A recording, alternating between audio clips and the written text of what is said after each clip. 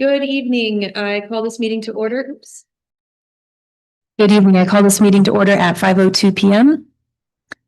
Present tonight are Directors Kuhlenberg, Director Ramirez, myself, Director DeFreitas, and is Tammy online right now, or will we?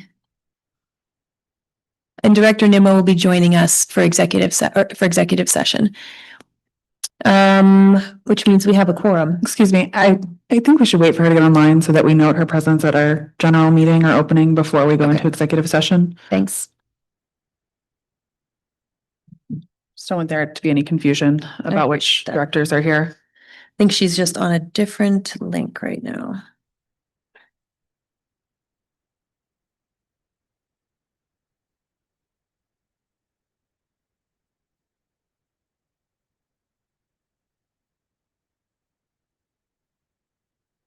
Are you texting her? Okay.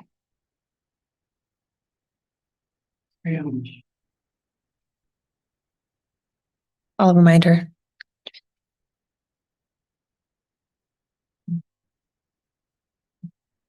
Good job.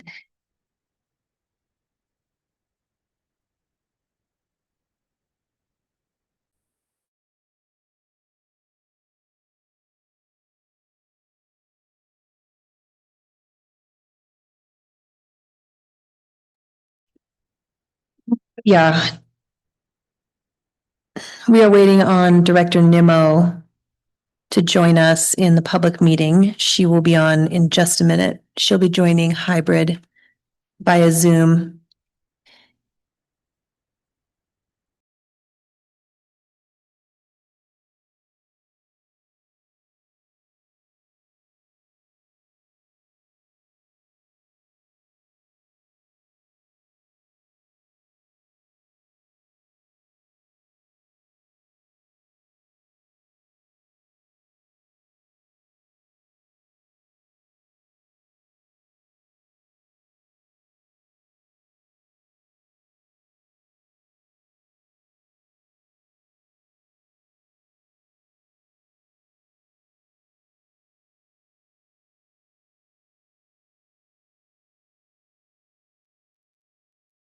Great.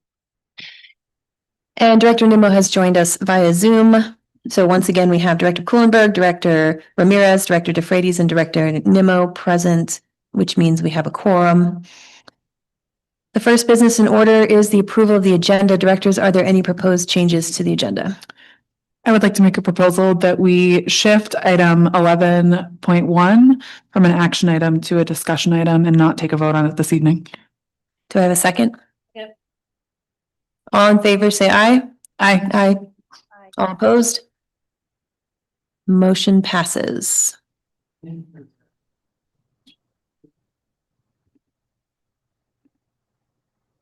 Director Nimmo, is your mic working? Can you say aye if you approve the motion to change the agenda? I said aye. We cannot hear you, Director Nimmo. Aye. Cannot hear you. Oh, I'm not on mute.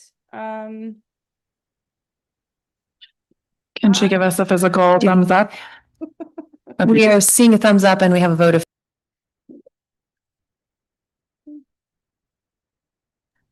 The next business in order is an executive session for a student expulsion hearing per CRS section 24-6-4024H, discussion of individual students where public disclosure would adversely affect the person or persons involved, inviting Dr. Anna Cole, Dr. Stacy Park, Board Attorney Brent Case, the appellant, his mother, and their family representative.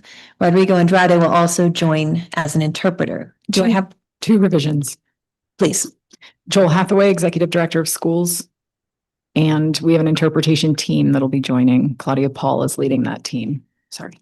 I would Make sure to denote those in a motion. thank you. Do I have a motion to move into executive session? I move that the Board of Education move into executive session for a student expulsion appeal hearing per CRS section 24-6-4024H, discussion of individual students where public disclosure would adversely affect the person or persons involved, inviting Dr. Anna Cole, Dr. Stacy Park, Joel Hathaway, Board Attorney Brent Case, the appellant, his mother, their family representative, and a translation team led by Claudia Paul.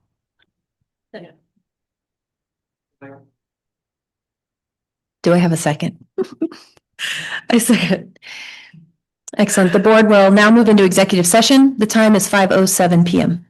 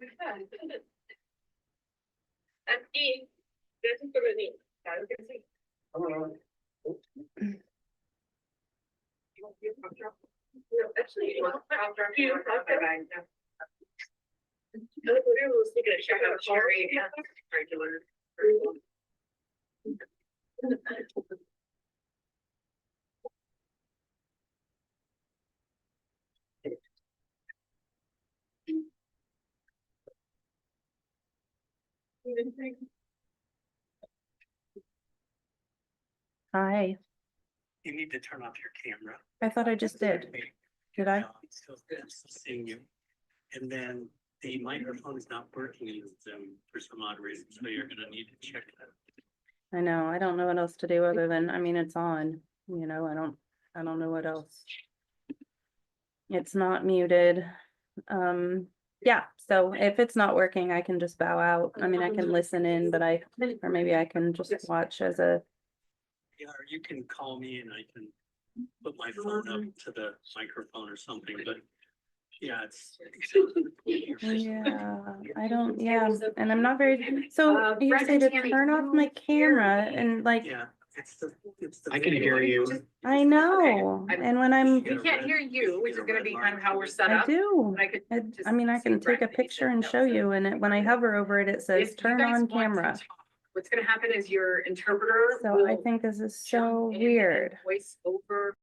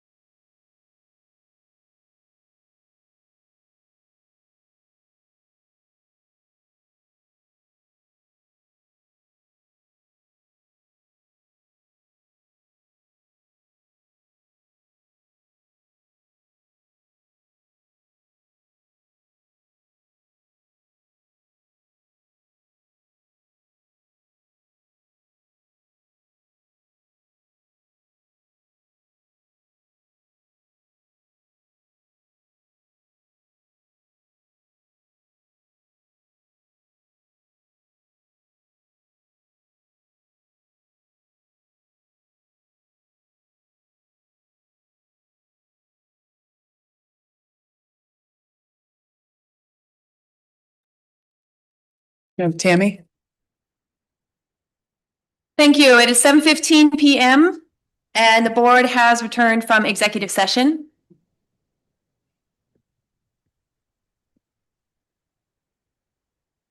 The next business in order is action on the expulsion appeal hearing.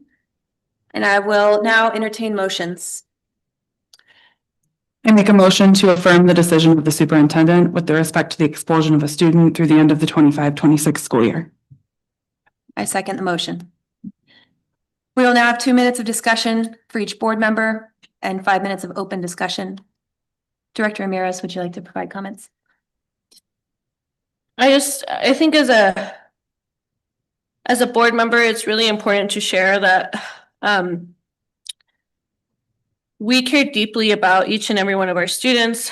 I think it is incredibly important to us that we have policies that are not only effective, but are helpful. And we have such a high regard for each one of our students and our staff.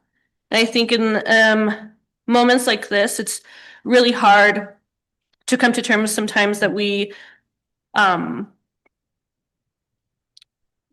expect so much of our scholars to be following policy and following all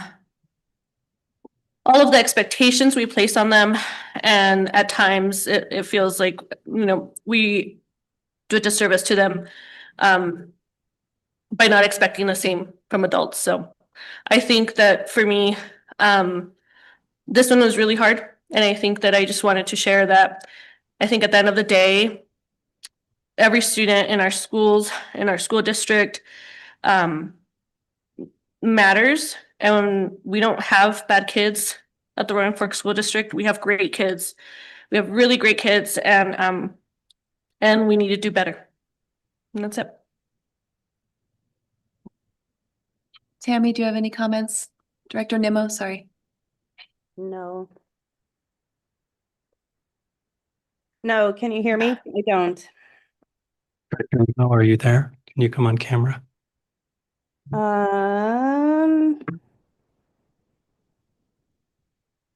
Can you check your mic, please?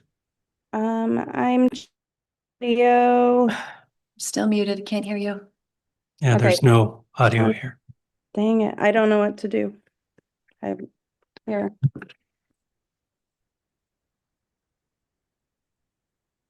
Hold If there are on. no further comments. I'd like to make a short. No comment. No No comment. comment. Thank you, Director Nimmo. Director I'd like to make Kuhlenberg. a brief comment. We're often faced with the hardest decision when they arrive at this level. And this has felt the heaviest for me of any decision that I've taken in this seat. We carry the responsibility of not just thinking about any single student in any scenario, but all over 5,000 students. So I echo Director Ramirez's comments about the difficulty about this, about the duty that we owe to our students and families. I think that we need to learn from this scenario all around and push ourselves to grow for this student and the many others that we'll serve. I guess I just wanted to. Sorry. And I just wanted to share those, oh God. Those brief comments, because this has been incredibly difficult. Are there any intervening motions to amend? Would you call the vote, please? Director DeFreitas, Aye. Director Kuhlenberg, Aye. Director Memo. 1 second. She's indicating. Because you have No, can you hear me? you're blurring on.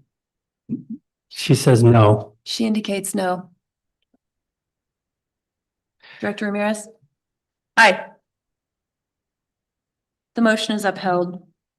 Before we move on, I'd like to make a direction to staff that the board discussed and gain consensus around, recognizing what we clearly heard from the family and advocates this evening.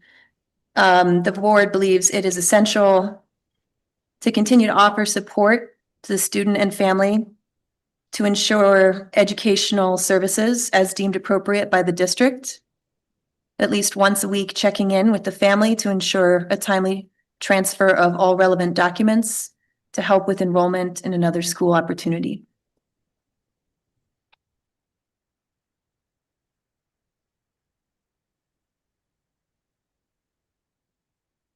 Our next agenda item is our opening celebrations and updates by our superintendent.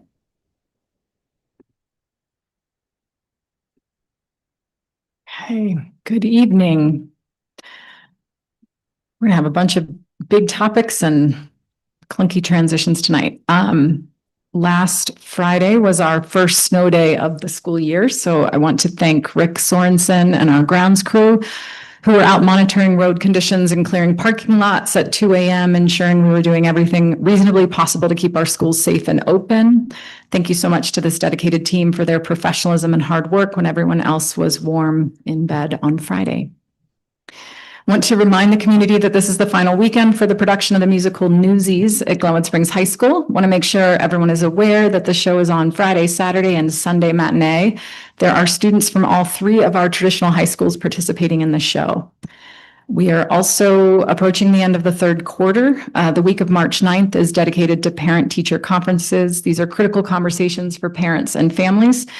And we want to thank students, staff, teachers, and families in advance for prioritizing these meetings. Also there's just a lot going on in the district right now. Want to thank all the interest-based bargaining representatives who've attended or reviewed the recording of our staff interest-based bargaining financial summit from Tuesday afternoon. Our IBB labor relations teams are deep in the collaborative problem-solving process around issues and interests that will ensure Roaring Fork School staff thrive, ultimately leading to better outcomes for students. This work takes a great deal of time and attention, and we're really grateful for the collaborative process. Also, I want to thank the student leaders at all of our high schools who have been, who continue to meet with Dr. Park, our executive director of schools, Joel Hathaway, and me, dedicating their lunch times about quarterly as part of the student superintendent advisory councils. These quarterly meetings at every high school are great opportunities for us to hear directly from students what's on their minds, what their concerns are, and their recommendations to make the district stronger. Lately, we've been talking a lot about some draft upcoming cell phone personal device policies that'll come before the board in early April. And students have been incredibly engaged, thoughtful, curious, and have brought really great concerns and questions to the conversation that we'll be sure to share with the board and community when we jump into that policy. And then finally, I want to recognize that we have folks here tonight, which is great. And so want to recognize the community members who are in attendance this evening and were patient as we had adjustments in our time for the formal meeting to start and for public comment to start. There are often topics that come up in the board's public forums that create strong engagement from our community. Tonight, we have a number of those topics that will be lifted up. I am grateful for the participation, engagement, and recommendations folks will share during public comment and through written comments, and the shared commitment that we all have to strengthening our schools and communities, even when we don't necessarily agree on how we're doing it. It is by coming together to discuss issues thoughtfully and respectfully that we show our children how we can work across differences in our small communities to move forward smarter, stronger, and better together, even when it isn't easy. So thank you. That's all. Thank you. The next business in order is a mid-year strategic plan update presentation from Dr. Cole and a presentation on the Panorama Student Survey data from Dr. Park, after which each board member will have 2 minutes to share comments or ask questions.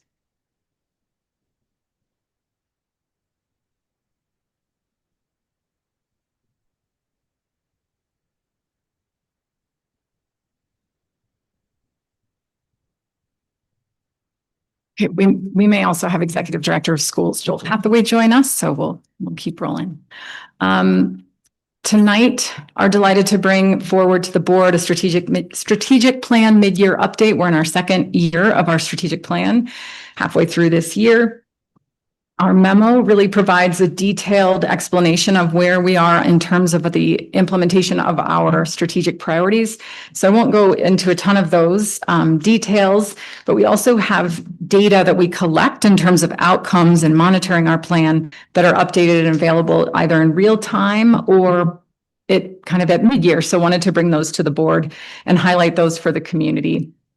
There's 5 key focus areas for our strategic plan: students first, rigorous learning for all, operational excellence, and student-centered partnerships, and then thriving teams. So we organize a lot of our new work, new initiatives around these priorities, and then monitor them consistently and regularly to make sure that we're investing in the right things to drive student outcomes.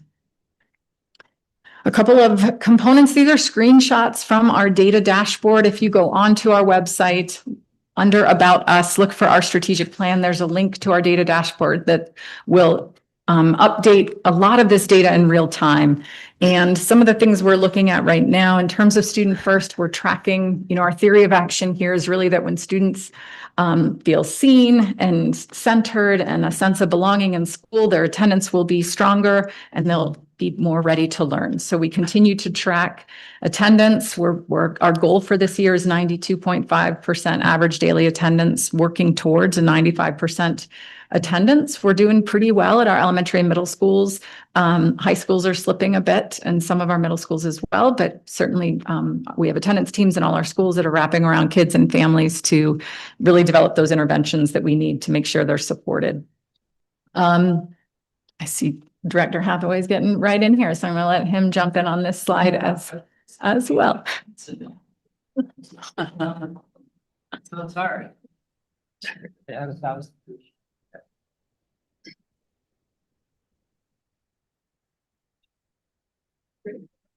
So sorry.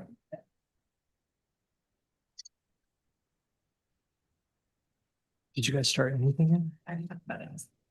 Okay. Apologies. I'll highlight a few things on this slide. Part of this metric for priority 1 students first is about ISS and OSS incidents. I'm like huffing and puffing, so I just ran up here.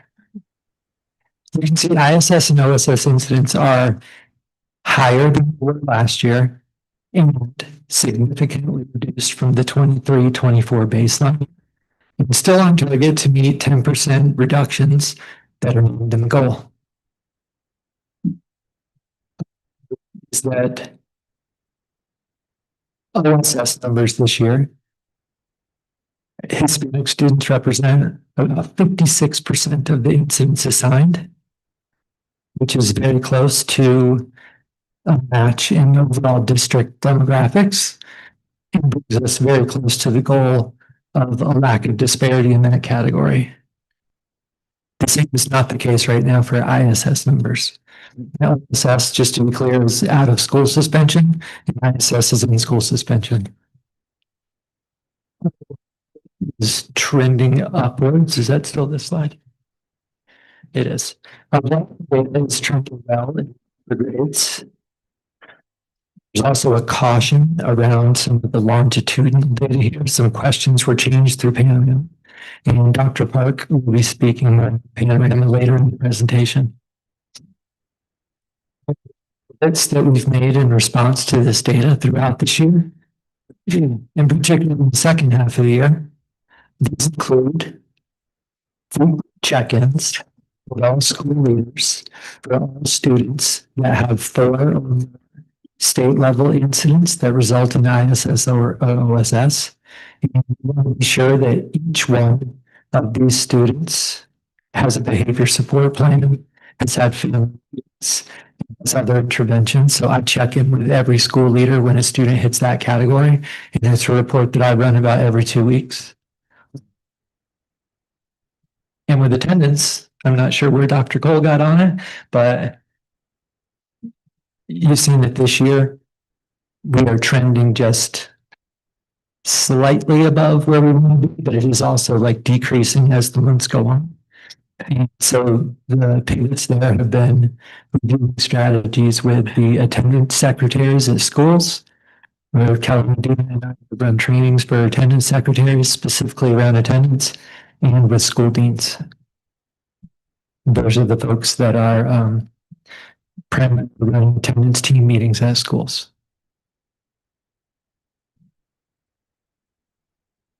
Thank you. I'm going to talk a little bit about our metrics that we're tracking for rigorous learning for all. This is actually a lagging report for the end of the 24-25 school year. And this is where we're tracking participation in advanced coursework, which includes advanced placement courses and concurrent enrollment courses for college credit. And specifically, our goals is to achieve parity by gender and by race. And so what you can see is that we're exceeding participation for white students and female students, with 4 points lower for Hispanic students and 7 points lower than the representative percentage for male students. This is a somewhat newer report that we are monitoring, and so I know it's February, but this is for last year. This is a report that we'll update annually in the fall with the other end of year measures.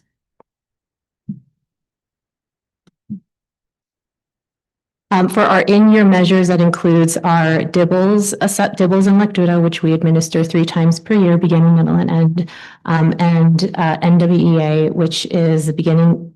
Sorry, DIBELS and lectura is the elementary assessment, and then NWEA is taken 3 times a year for 2nd through 9th grade, and 1st through 9th grade in varying subjects depending on the grade, but 2nd through 9th grade all take reading and math 3 times a year. A note about, if you look comparatively to beginning of year last year and beginning of year this year, it's lower this year in terms of percentage of students who are achieving the proficient or projected to achieve the proficient benchmark.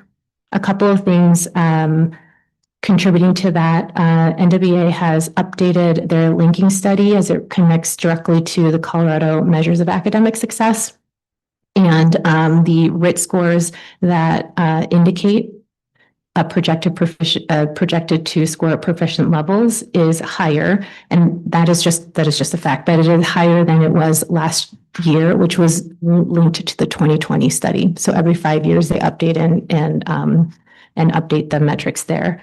It's still it's mixed in terms of whether we are hitting desired percentage of students at grade level for our subgroups as well, off between about 2 percentage points to 6 percentage points at this point of year, depending on this year. A couple of bright spots in the schools are Sopris in math and Carbondale Community and Two Rivers. And then for reading, Basalt Elementary, Sopris Elementary, Two Rivers, CRES, CMS, and CCS comparatively. Schools have in the mid-year, right after our winter break, met with their teams to discuss and plan interventions and adjust in response to this data.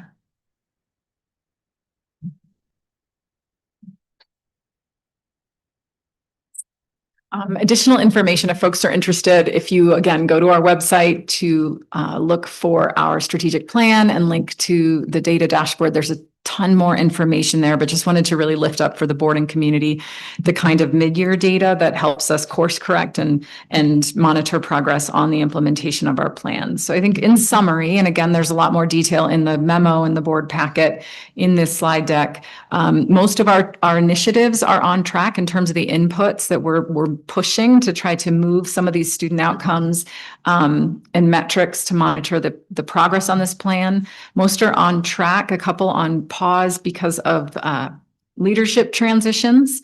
We're seeing outcomes mid-year around discipline, belonging, and attendance, holding steady against targets with some strong points, bright spots, and also areas that we're trying to course correct and address mid-year. Dr. Park talked about student achievement mid-year lagging and how we're trying to use that data to really make sure we really leverage these next 4 months with students. And that we have responses for the measures of student learning that we have at this midway point of the year. And as I mentioned earlier, really looking forward to those conversations with parents starting the week of March 9th to share a lot of this data with them and look at how we can make the most of the remainder of the school year.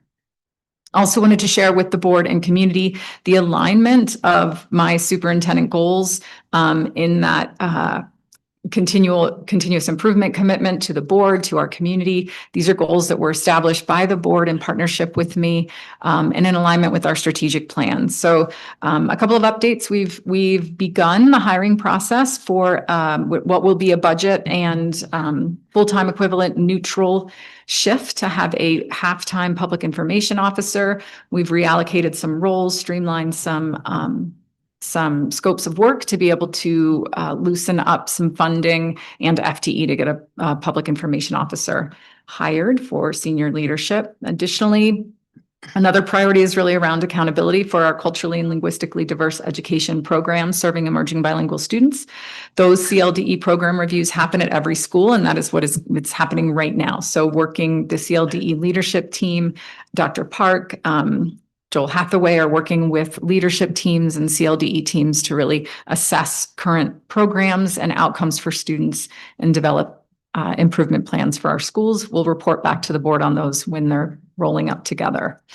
There was a goal additionally from the board around really strengthening our labor relations and the investments we make to ensure that our staff are thriving. We are right in the heart of interest-based bargaining season, continuing to reflect on our calendar for labor relations, and expect that we'll have some shifts to that calendar heading into 27, 28 to kind of strengthen the ability for those teams to make real-time decisions with concrete information. There's two more. One of the nice aligned areas of our strategic plan and superintendent goals are around staff recruitment and retention, really wanting to a push here to really focus on strategic priority number 4, thriving team, to make sure that we are recruiting our own amazing students who are interested in education professional pathways, that we're also supporting professional staff who are not certified, who would like to be educators, to access teacher training programs.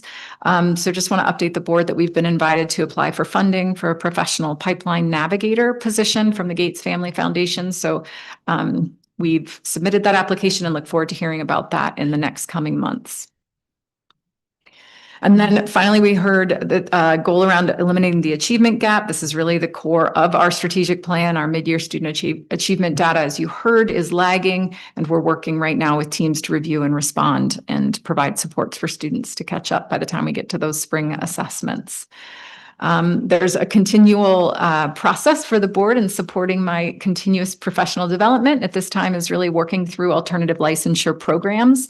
Last year, I completed an administrative licensure program. This year, I'm in a principal licensure program. It's ongoing. My goal is still to finish the work by the end of the year. I will be honest, I'm not making the progress that I would want to see with my own kids in programs like this, but I will get it done by the end of the year.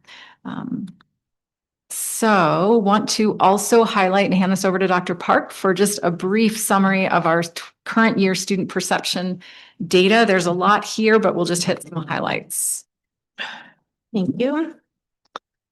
So this is our annual student perception survey. It's administered by Panorama. And like Dr. Cole was saying, there are a lot of slides in here, but I'm going to flip through a lot of them. And I actually realized there's animation too. So if this is PDF, it's going to go faster. If it's not, bear with me. Thank you. This matters because belonging is one of the metrics that we monitor, but it's not just belonging. We, as our schools, actually do care about the broader and deeper student experience at schools. So even though in our strategic plan, there's a specific question about the overall category of belonging, there's a much deeper dive that our schools get into. A couple key things about this year that was different. Panorama as a platform has updated the survey items. This survey was administered in December, and that is typical for our district. Questions were updated, and districts could choose whether to go with the updated questions this year. All districts who use Panorama would be required to transition next year because they'll sunset the old set of questions.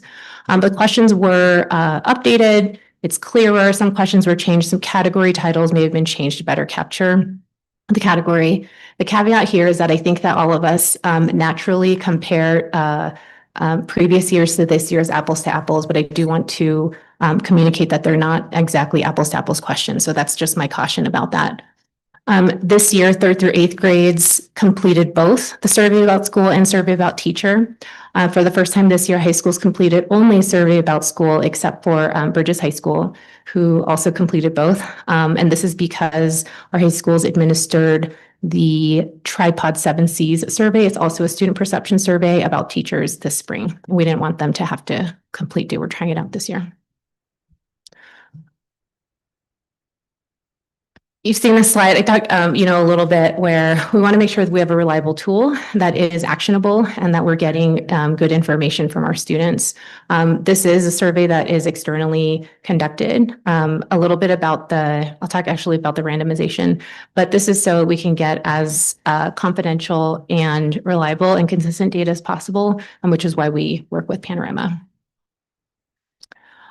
These are just the categories, but a couple of things in terms of the response rates. Our response rates this year are lower than they have been in the past. We did have less kids, especially at the high school level, taking the specific survey about the teacher because they took a different survey. There is a point at the bottom right. It says most metrics are lower than last year, but again, that's just for illustration, but it should not be taken as, again, a direct comparison.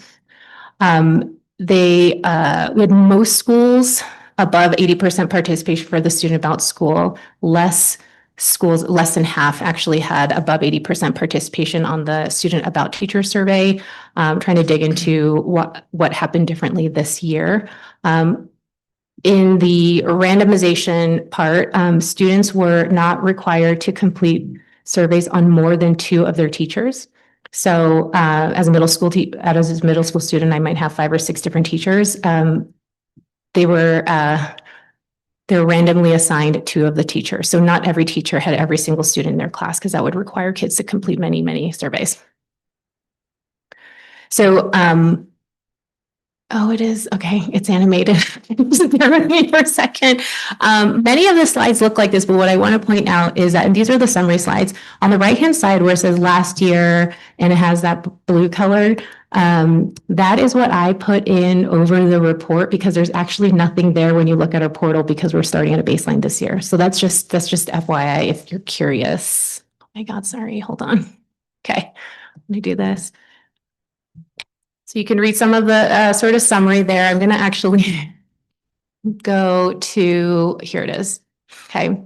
In terms of overall strength, this is again for 3rd through 5th grade for the school survey. And the generally positive relationships with adults and engaging school experiences. And that was pretty consistent across the schools. And their supportive feelings of safety and belonging. There's an opportunity to really strengthen the consistency of learning experiences. And this aligns actually with the work that for our strategic plan when Attune came and did sort of analysis and observations in the classrooms. This was very similar. Kids are happy and cared for, and the rigor is not yet consistent. And so it's helpful to hear and see similar experiences. What's not helpful is we want to actually improve that. And so we really do focus on making sure that students can feel like I have a rigorous experience, I have good connection, the things that I'm learning are relevant. 6th through 12th grade, all of them, 6th through 12th graders who took this survey had the same survey. Sorry, and these are just, you can read all that in the slides. There's a lot of value, or one of the category titles changed from grit to perseverance. And still there's a lot of students, or students consistently do value their own academic success. As we know, all the students want to be successful. They do generally get good support from adults, and there's a strong foundation for engaging in school. There's an opportunity, both it varied, but again, peer belonging is one of the areas that we have identified and pulled out because we want to make sure that that is still something strong. A lot of kids want to know, how is what I'm learning today relevant to my real life outside of school? And that is a natural and important question. And that is something consistently want to make sure kids are experiencing. Surveys about teacher. Again, positive student relationships, instructional rigor is an opportunity to strengthen. And then again, as a reminder, the only 9th through 12th grade students who completed this specific survey about teacher was from Bridges High School. The rest of the 6th through 12th grade students who completed were from our middle schools. again, meaningful support here from teachers, strong relationships. And then similarly, as it was for third through fifth grade, an opportunity to continue to strengthen instructional rigor, norms, and engagement. So all of the schools presented or discussed their individual school survey results in the month of January. A couple just in the first week of February. Teachers have their individual results and have engaged in unpacking conversations with their principal or assistant principal and setting goals for depending on the results that they got. Here we go. Thank you. I was just checking in with Director Nimmo. She said she will text me if she has questions or wants to add something to the conversation. Happy to convey that or pick up the call since our audio is just not working this evening. Otherwise, let's begin with Director Ramirez. You have 2 minutes for questions. Sorry, I'm not ready yet. Can you answer? Director Cooler. Thank you. Thank you for highlighting all this, for making sure we made the connections to the data dashboard. I don't have specific questions. We went over those in work session. I wanted to call out linking the superintendent goals, and thank you, Dr. Cole, for doing that. I think that's something that I've been pushing for years. And so to now have that alignment and be able to publicly share that these are the goals that the board is providing for the superintendent to work on, I think is a really important accountability piece for us as a board and for the community. And so I'm happy that those made it into this slideshow, and I'm grateful for the progress being made on them. And I'm hopeful we can get in the cadence of continuing to do that. Thanks. Ready? Yeah, thank you. Okay, so I missed the work session because I was driving over here, so I apologize for that, team. I wanted to follow up on one of the PD conversations that we were having earlier today. I just wanted to clarify because I missed that part of the conversation. But just for clarification, when we were saying we were going to complete licensure, did we mean end of school year or end of 2026? That's a really good question. In my head, the completing the principal licensure program is end of school year. Okay. And then it all rolls up into the CDE licensure program. So that's probably closer to end of 2026. Does that make sense? Yeah, but we're sticking to the goals set by the board that Yes. August. You got it. We'll have, okay. None of those deadlines have changed. Thank you so much. So I did want to ask, just because of the surveys, I'm glad that they were updated. I think that's long overdue. We've used the same surveys. How many schools actually utilize the new surveys? All of them. We have to opt in as a full district or none of Oh, okay. sorry, do you mean schools nationally? No, I guess Oh, the tripod. yeah. 4 schools. Okay, so next year, everybody's going to use it? Not necessarily. We've Okay. actually had, and we've been in sort of this pilot phase for 2 years.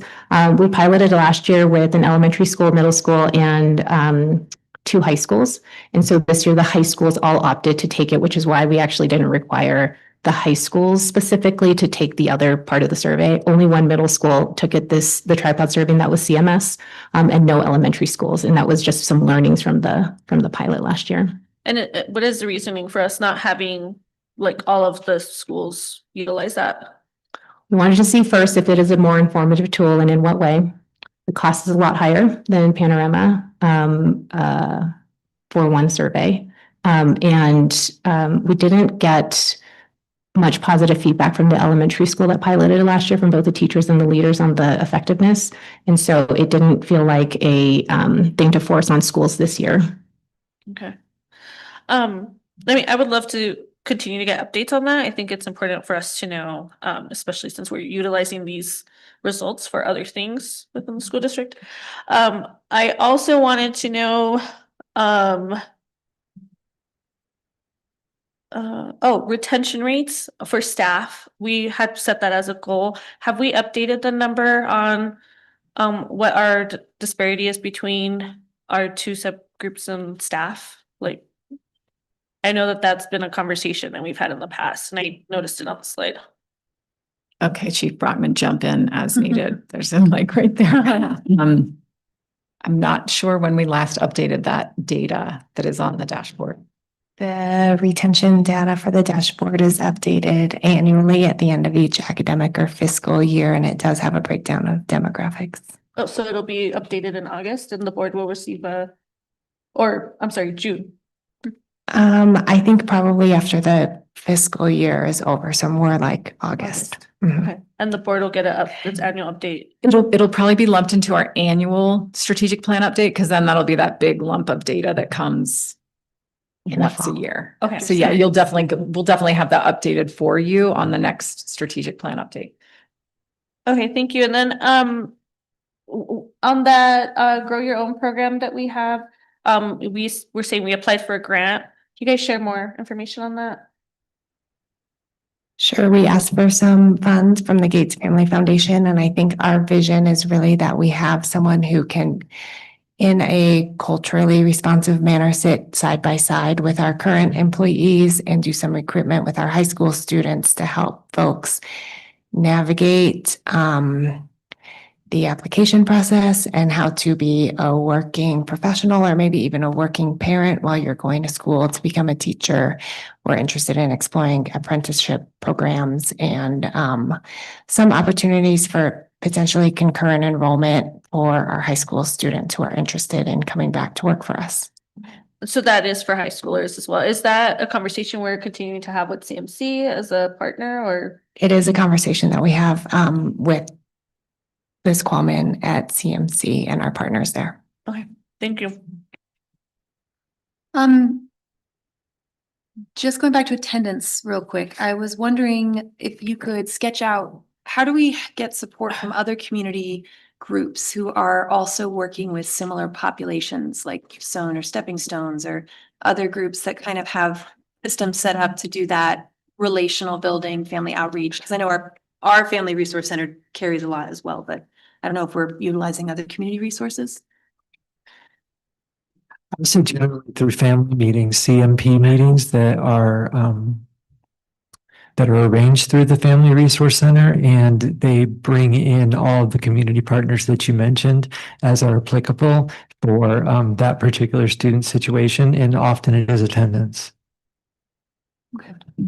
And then just a quick note, I heard briefly, a number of the scoring mechanisms, the RIT scores, and then some of the shifting questions on the Panorama survey. How do we make sure that our long-term goals with the strategic plan are still relevant, and like, how can we build on those when the metric is changing? It's a great question. We take that into consideration. I don't know that our academic goals would change very much. Like, what I would say is it's not so dramatic that it's like, actually, it's 90% of kids are proficient or not, I think it's slightly enough. I think it is more accurate there. So I don't know that I would necessarily change academic goals. I think for the student perception survey goals and belonging, I do want to see 2 years first. I think even right now, comparison to the national norm is only for the districts that opt into the new survey, and it's not all of them. And so this is also why it's a bit challenging to know, like, for this year and compared to last year, what are we looking at? And once we have 2 years, I think we can reassess. Do we need to adjust course, increase goals, or adjust them to be attainable? Okay. Yeah, I think it's just the board's consistent consensus that we have astronomical goals lined up with the strategic plan. And it's just another thing that makes it a little bit more complicated for that, like, continuity and accountability that we really value. So I'm glad to hear that it's not a huge shift. And then I just wanted to name my appreciation for the strong relationships in those early grades and throughout our school district. I know classroom teachers are such a huge support and connection to both students and families, and those relational pieces is the foundation of how our classrooms work. And I just wanted to name and appreciate the professionals who make that happen, because we can all sit up here and make our policies, and that's not the ones that are reaching the students. And so they're doing the work day to day. And the fact that that's the return that we get is really encouraging. And I hope that that value is conveyed to them in our appreciation for the day-to-day work that they do. We'll now have 5 minutes for open discussion. Yeah, I wanted to follow up on rigor. Can you guys define what we are defining as a district for rigor? Do you like when we're talking about, that we see that students need more rigor in classroom, what are we defining that as? It would be our students, are they getting grade level content or better? And are they held accountable to demonstrate understanding the grade level content? Thank you. And to that point, I know we're having a lot of budget related questions. And how are we assuring, as we're starting to talk about, our budget season, that the schools are receiving the right allocations for the needs of their students and the needs of their schools? We'll be having conversations around that. We are, we've done so much work internally on the budgets and addressing pressures around declining enrollment lately. And our focus has really been where can we make reductions and cuts in our budgets as far as possible away from our schools as we can. And so to this point, we have not really shifted our staffing ratios, our student to teacher ratios when we staff our schools, because we're really trying to preserve those high quality, comprehensive learning experiences that kids have in the classroom. And so I'd say right now we're trying to really really focus on making sure that our classrooms are supported, that there's a high quality teacher in every classroom, that they're getting coached for continuous improvement. But I appreciate you naming it, because those pressures are real in terms of us being able to sustain these comprehensive learning environments where kids have access to all the amazing things that we want them to have as part of a holistic education.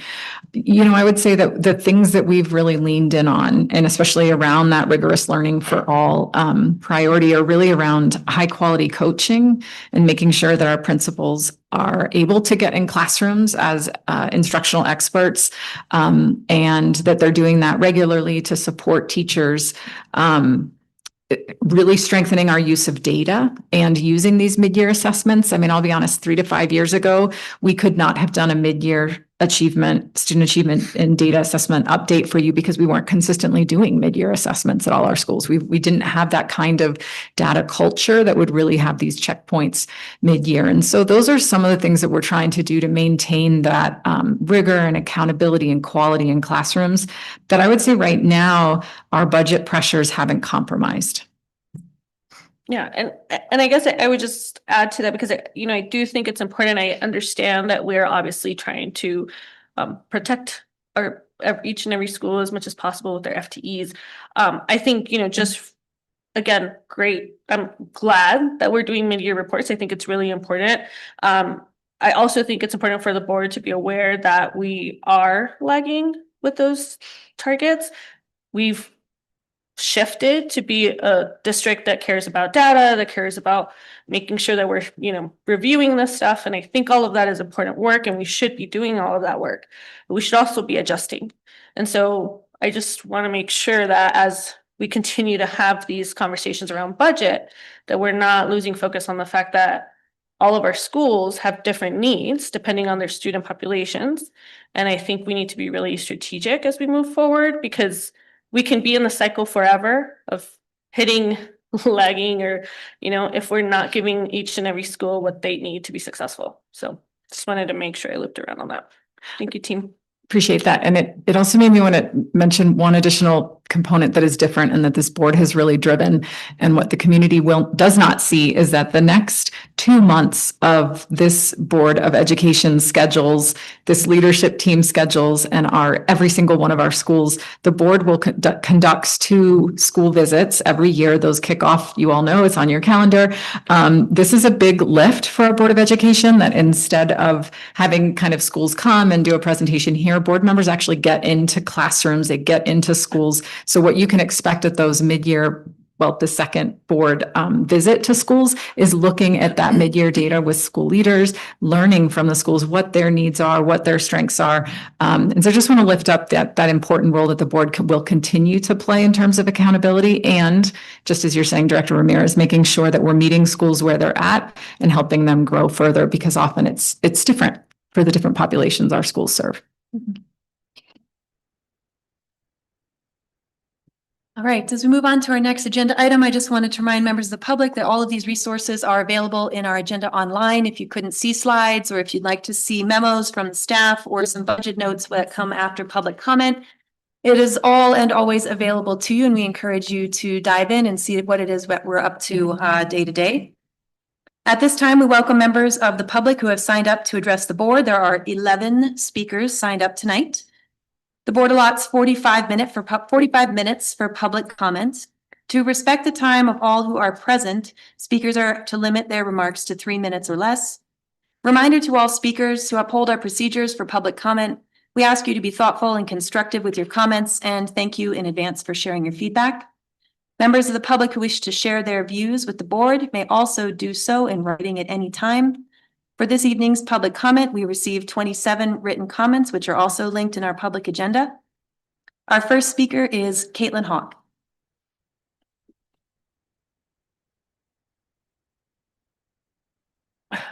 Thank you. Can you guys hear me okay? Sorry, I don't love public speaking. So the early childhood program's vision statement says that all families have access to high quality, affordable early childhood education. A statement that I supported creating with our leadership team. I ask you guys to consider whether this proposed tuition increase reflects that commitment. I currently have one child in the infant program and one in the toddler program at the Basalt Preschool, which is also where I work. The current monthly tuition is $3,657. If this increase passes, that number rises to $4,735. My monthly take home as an early childhood special education teacher before taxes is only $5,127. Under these proposed rates, nearly my entire paycheck goes back to the district for childcare. This past year has been incredibly difficult for our family. Our daughter needed a major surgery at just 2 months old. My husband was out of work for 6 months, and when I returned from maternity leave, I was notified that I owed over $9,000 to pay back from my leave. For the last 4 months, I've only been living on $1,500 per paycheck. I've been so grateful for the support through the staff sliding scale and CCAP. However, once I'm back to a full paycheck and my husband is working full-time, I worry we no longer will qualify for these supports and will be expected to absorb the full proposed tuition amount. On paper, the daily increase from $90 to $118 may not seem drastic, but when you look at the monthly total, nearly $4,700 for 2 children, it becomes unsustainable. Many of the families impacted by this increase are district employees and students that I work with every day. If we value recruitment, retention, and support of our educators, we must ensure that our staff can afford the very programs that we serve. I respectfully urge you not to pass this increase in its current form. Please consider the real impact of the families who dedicate their careers to this district. Thank you. Thank you. Our next speaker is Nicholas Thompson.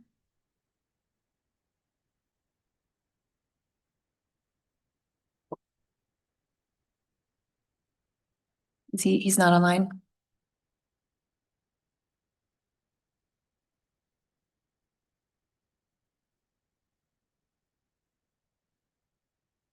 All right. Thank you. Please let me know if anyone sees him return to the room. Our next speaker is Amelia Eshelman.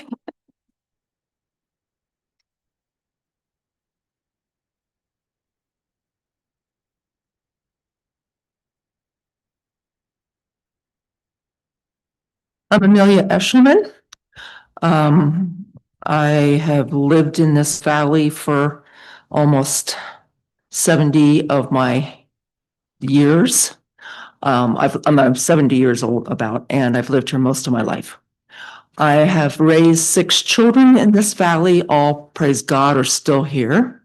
And I have 9 grandchildren in this valley also. I've homeschooled quite a few children, and during COVID, I homeschooled 5 of them, the 5 of school-age ones.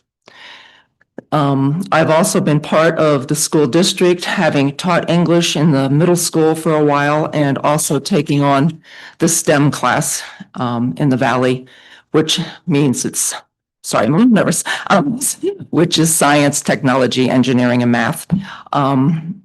So in the portion of my science teaching, it's computerized or it's hands-on, but for high school, I taught the reproduction and sex ed class.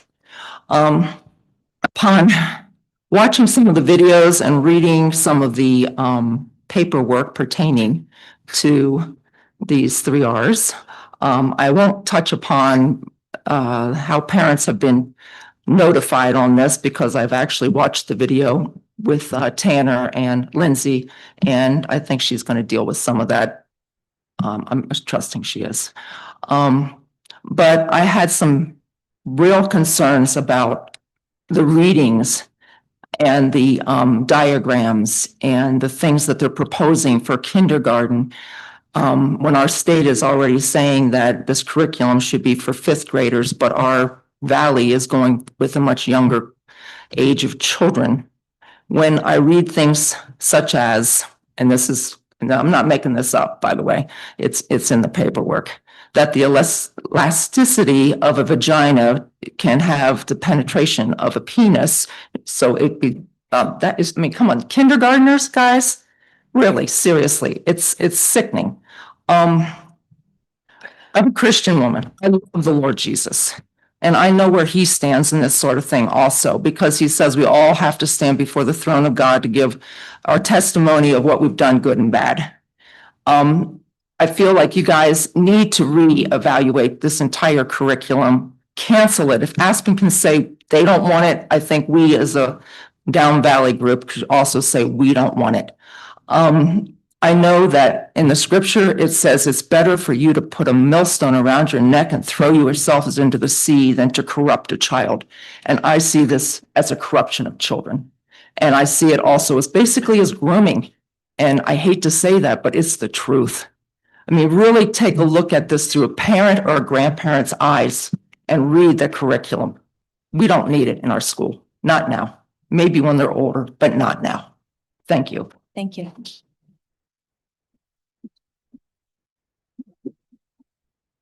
Up next is Tanner Gianetti.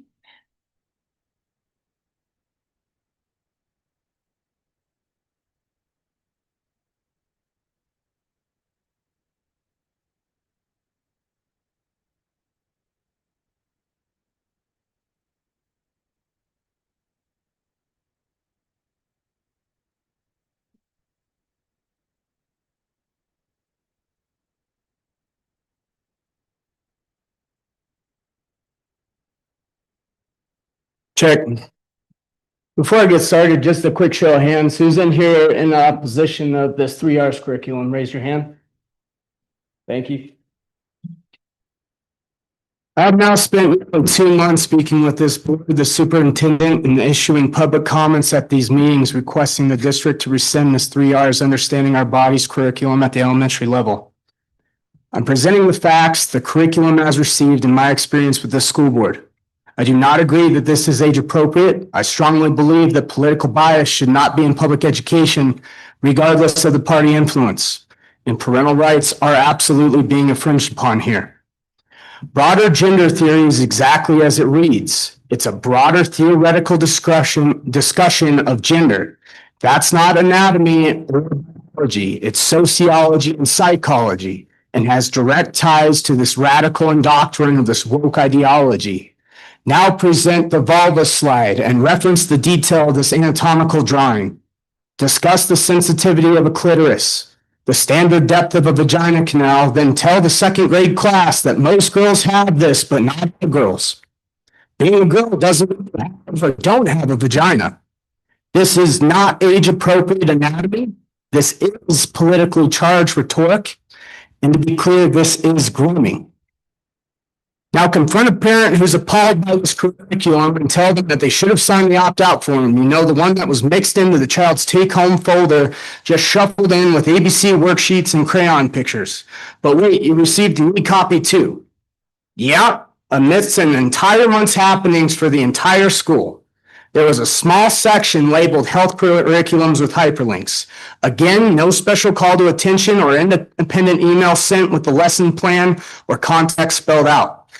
This discrete rollout strategy is in direct violation of the district's notice protocol as a detailed substantive outline of the topics and materials were not delivered to the parents. I received a physical copy of the curriculum with the opt-out form, yes.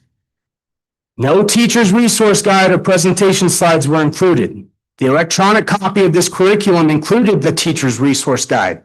Why didn't the hard copy include this? Why didn't I receive the presentation slides? I had to specifically request these from the district nurse. Therefore, a substantive outline of the topics and materials was not provided. The district did not provide meaningful and transparent notice to the parents. That is a fact. The district is infringing on parental rights here. Now people are becoming aware of the curriculum and understanding its true nature, and the vast majority of this community is logged in opposition as they were in 2023. Based on the public record comments during adoption discussions in 2023, there is approximately an 80% opposition rating. This was pushed through. This is wrong. I'm asking you to put politics aside and rightfully remove this curriculum from the elementary schools.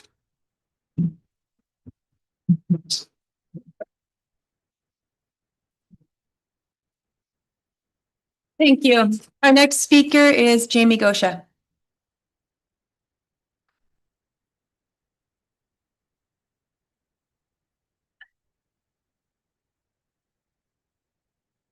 Hi, my name is Jamie Gosha, and I live in Glenwood Springs. Both of my children attended RE1 schools in Carbondale and Glenwood from 2008 to 2024. I've been an early childhood educator in the Valley for over 25 years and taught at CRES for 5. First, I'd like to talk about the contentious and completely inappropriate health curriculum you've rolled out called Rights, Respect, and Responsibility.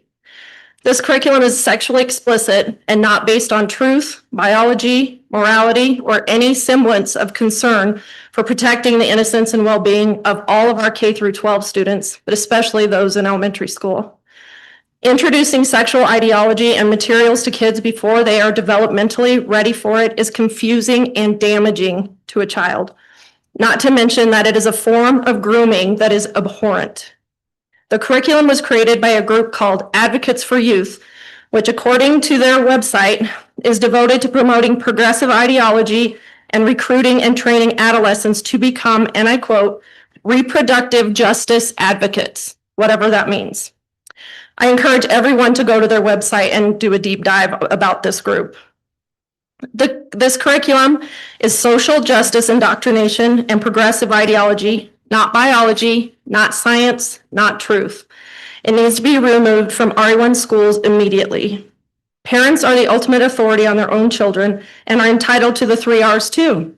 Rights, the right to choose how their child is educated, respect for the beliefs and values with which they choose to raise their families, and responsibility for the health, safety, and well-being of their children. So parents, when this district violates your 3 R's by ignoring your concerns, you must make another choice for your child. Children don't have the luxury of time that we do. They only get one childhood, and they deserve to have one full of joy and wonder and innocence. This district has taken great care over the last several years to prioritize literally everything other than student learning and academic achievement, as evidenced in the superintendent's abysmal report. About half of all of our students don't feel a sense of belonging in our schools, despite the stated #1 priority of students first.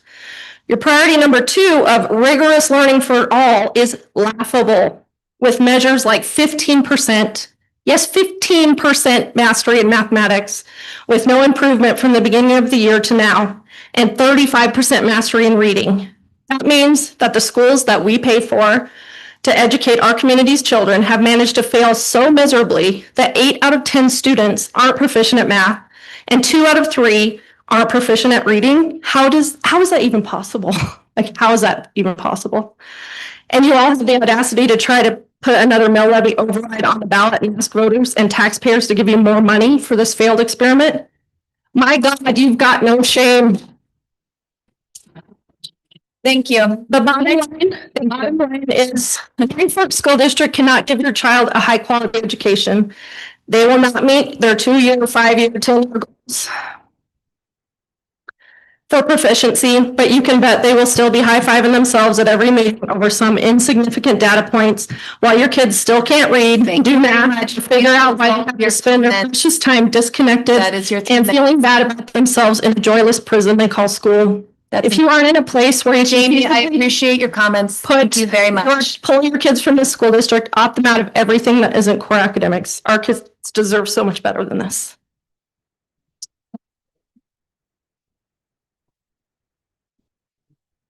Up next, we have Margaret Senior. My apologies if I mispronounced the last name. Hi, my name is Peggy Cianor, and I've lived in Carbondale for 10 years. I have 3 grandchildren enrolled in the Roaring Fork School District. I attend school events, basketball, football, and baseball games. I volunteer at the CRES to help with the Labels of Love. I donate money to fundraisers, and I've been hired to be a guest teacher. I believe that respect for our school boards, teachers, bus drivers, and all the support staff who are entrusted with the education and care of our children is essential to creating a positive learning environment. When I was a kid, I was taught to respect my elders. My parents did not allow me to speak in a negative manner to or about any of my teachers. I was taught to get along, and get along means that when we are in conflict, we come together and we find a good solution. Complaining accomplishes nothing. Our children need us to work together as a team. Parents, educators, and everyone involved in the school system should set an example of teamwork and problem solving. What we are doing is witnessed by our children. If any of us thinks we can hide our opinions, complaints, solutions, or whatever from our kids, they are seriously wrong. Unfortunately, children overhear so much that adults are trying to keep from their ears. Recently, I saw a posting on Facebook where a paper entitled, quote, Teachers' Resources, Body Parts and Functions, end quote, was posted. It states that, quote, it is up to each teacher to determine the amount and detail of information to share with their students in ways that are age appropriate. This sheet is for the teacher's use only and is not to be distributed to the students, end quote. Regardless of the statement, it was represented in the post that this is the exact information being shared with our kids. I don't know the exact content of any of the education being provided. Also, it's pointed out that opt-out forms are provided both in the children's take-home packets and online. And although provided in 2 places, the teachers and others involved are being accused of hiding the opt-out paperwork. I don't think there's anything further from the truth. I find accusing the school system of hiding information from the parents to be insulting to the integrity of the school system, and I hope we will have a more positive attitude toward all the people so invested in our kids. There is also an accusation that parental rights are being violated, and I'm not convinced. An opt-out option is provided for parents who do not want their children to participate, and this form is readily available. The case may be that the parents need to be more dedicated to reading all the information sent home with their children. If parents have questions after reading the information, teachers and staff at the schools are more than willing to answer questions and address concerns. And I'm proud to tell you that I have a 10-year-old grandchild who reads 2 500-page books every week, and he is excelling in every subject that he takes. And the only subject that he ever feels really that is Thank you. hard for him is what is it? I can't remember. But anyway, I hate public speaking, but thanks. Thank you. Our next speaker is Parker Nislanik.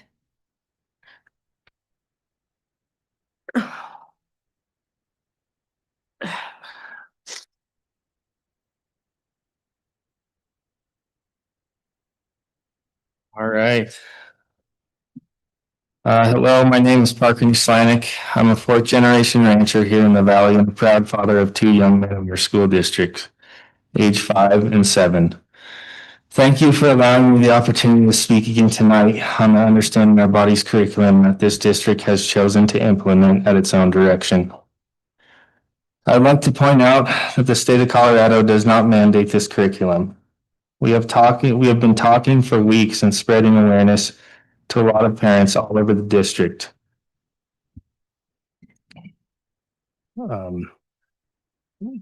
Sorry, I lost my spot here. We've been talking for weeks and spreading awareness to a lot of parents all over the district. We have had more encounters with parents who have had no idea this was even going on in the schools in this district until we have brought it to their attention. This proves to me that you have not done your job in rolling this curriculum out and communicating effectively. We as parents are also not receiving all the documentation that is being taught in this program. My wife and I had to request the specific lesson plan and slideshow that was taught in the class. When we finally received it, we were disgusted and appalled with what we saw. When we passed this among the parents who only received the lesson plan that you sent out, not including the PowerPoint, they are also disgusted and cannot believe what is actually being taught. If I had a projector tonight, I would put it up and make you teach me the lesson. If I am reading and understanding the parental infringement laws in the state of Colorado correctly, and I'm not a lawyer, you have not provided the adequate information to the parents to even begin teaching this curriculum and are opening up yourself for legal recourse. You're stealing innocence in an already cruel world. I'm worried about all the children's futures within this district and disgusted with this leadership. If you are so-called leaders, then do what is right for these young kids. Use common sense and pull the Understanding Our Bodies curriculum now. Thank you. Thank you.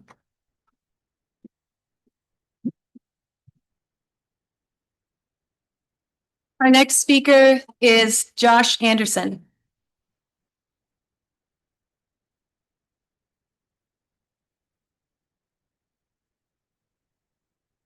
First off, yeah, I really appreciate this process, and I just think it's so important that we speak respectfully to each other.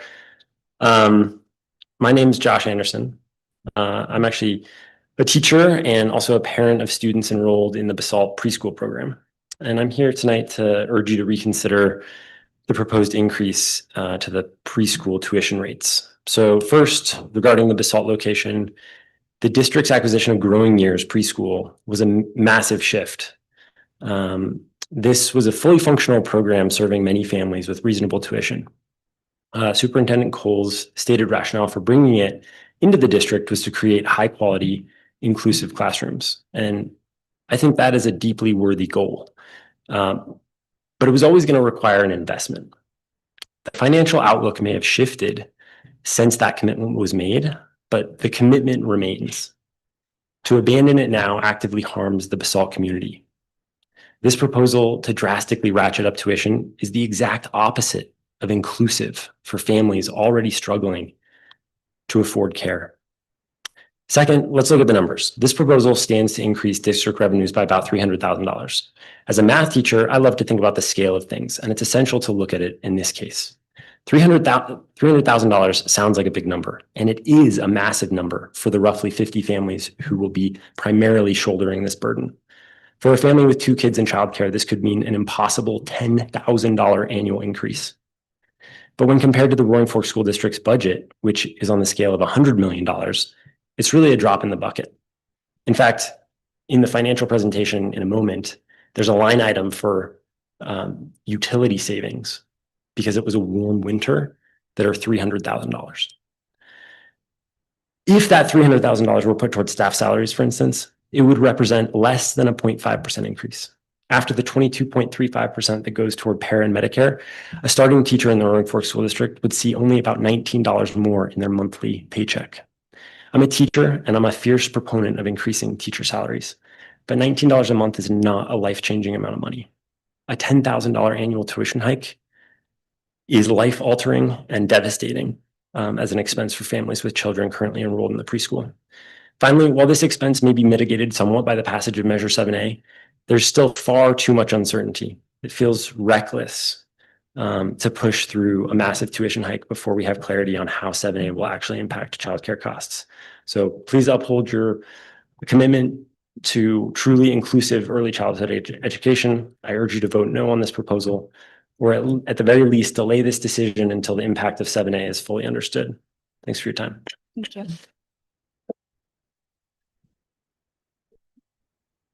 Our next speaker is Angela Ruding.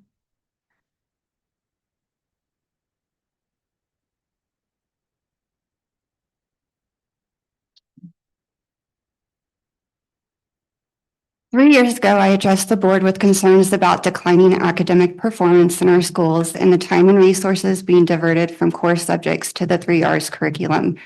I also shared my concerns that the opt-out system was ineffective and the portions of the 3 Rs curriculum were not age appropriate. Now, 3 years after the curriculum's implementation, I am concerned to see that so many parents still do not know what material is being taught to their children. This lack of transparency has weakened trust between the families in the district.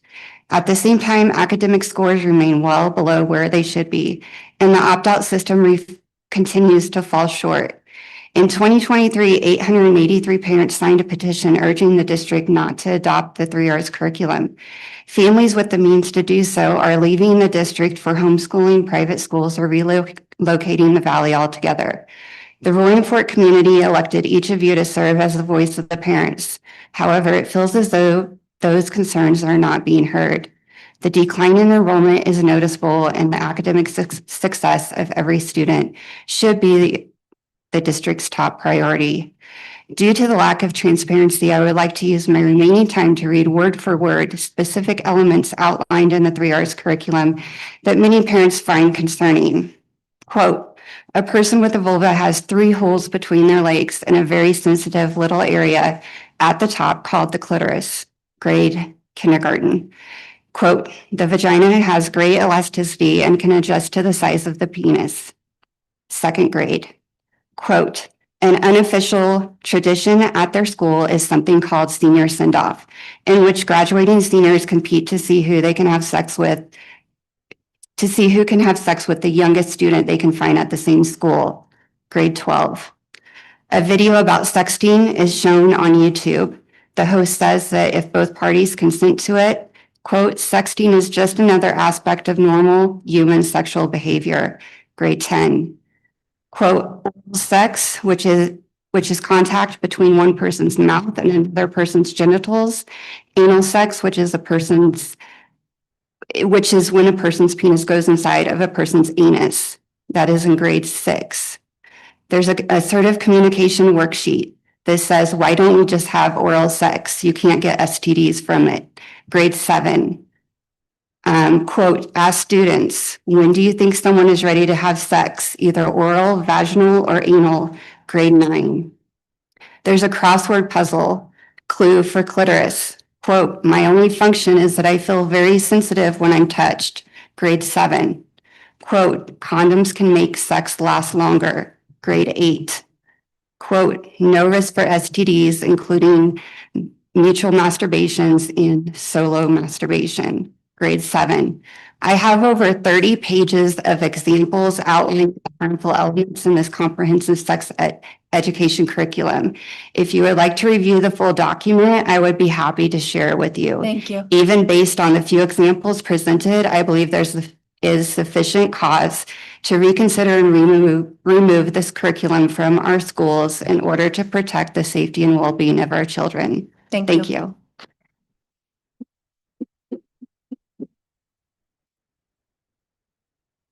Our next speaker is John Eaton.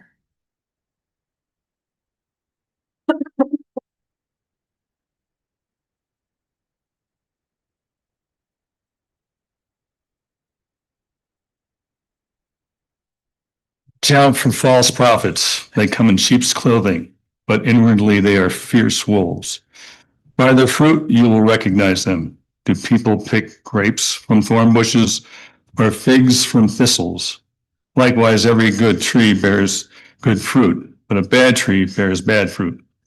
Every tree that does not bear good fruit is cut down and thrown into the fire. Thus, by their fruit you will recognize them. In 2013, we were at 80% competency level. Now we're below 50%. And we can see it all over the place. The kids aren't ready to contribute to society. You're not doing a good job. Not only that, the costs have gone through the roof. I summarize that this is because your focus is on a woke DEI political agenda and not the basics of reading, writing, arithmetic, and history. You're teaching what to think, not how to think. This is what I would do as a coach. I would go back in history and find out that 2 or 3 years that the test scores were the best, say like 2004, 2005, for example. And then I would go back 12 years to when they were in kindergarten and use that curriculum and go forward from there. I would go back to what works. I would call on and question the Board of Education members back then and ask them their opinion.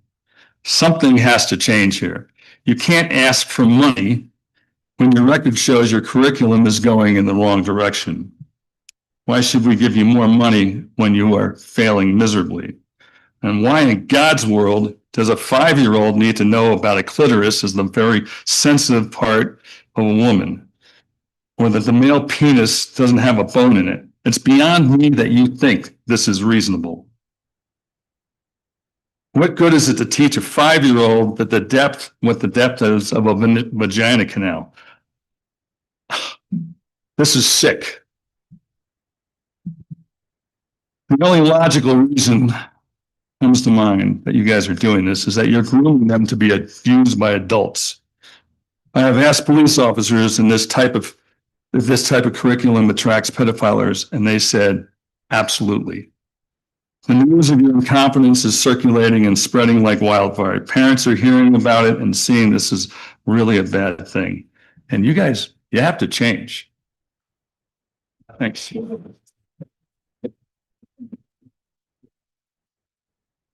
Our next speaker is James Stanberry.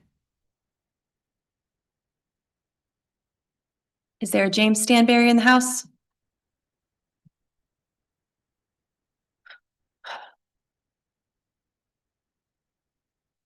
Thank you all very much for your time this evening. We appreciate public engagement in any form. Again, feel free to review public comments and the agenda on our website. The next business in order is the approval of the consent agenda, which includes routine personnel, minutes from our previous board meeting, and the approval of policies AE, GBK, GC, and GDBA, and repeal of policies GDI and GDJ. Also included is a resolution supporting the grant application for a grant from the Garfield County Federal Mineral Lease District and the completion of the Glenwood Springs Middle School Playground. Directors, are there any items that you would like to pull off the consent agenda for a separate discussion and vote? I would like to pull policy AE and the resolution supporting the grant application. Is there a second? You don't need a second for that. Okay. Move that the board approve the consent agenda with the removal of policy AE and the grant And the resolution. Yep. And do I have a second for the approval of the amended consent agenda? Second. Call to vote? Director DeFraise, Aye. Director Carver, Aye. Director Newman, Aye, can you hear me? Give me a thumbs up, Director Nemo. She says thumbs up, aye. Director Ramirez. Aye. We will now have 2 minutes to share comments or ask questions about those items pulled for a separate vote. Do you want to start with AE? Yeah, please. Thank you. Director Ramirez, do you want to share your thoughts on that? I think we had a few short, very quick additions. Yeah, so when I was reviewing this policy, I still had some concerns in regards to responsibility and where that falls. You know, I appreciate that we updated the title. I think the second sentence, consistent with this responsibility and as required by law, the board will that is missing some sort of accountability measure. So I would suggest that we include the word annually adopt and maintain an accountability program. And then on the second paragraph, in accordance with state law, the board will appoint a district accountability. No, I'm so sorry. Hold on. The district accountability school committees will have those powers and duties described by law. I think the only thing that I felt was also missing was the responsibility for the SAC. Yeah, the school accountability committee. So it's actually that third sentence in purple. The superintendent will ensure that the DAC and SAC establishes an annual calendar which is posted. I've added those 2 additions. You should say DAC and SACs. They're the SAC at every school. Plural. Got it. Yeah. Thank you. Establish an annual calendar which is posted. Yeah. And that's it. Okay. I'm fine with all of those. Then I believe AE will be on the consent agenda once again next meeting, or should we act on it now? Is there a way to? I make a motion to approve AE. I second the motion. Call the vote. Is that with modifications or as written? Sorry, I make a motion to approve AE with the modifications as just described and updated within the document. I second Director Kuhlenberg's motion. Please call the vote. Director DeFreeze, Aye. Director Cook, Aye. Director Loon, Thumbs up. Director Ramirez. Hey, Motion passes.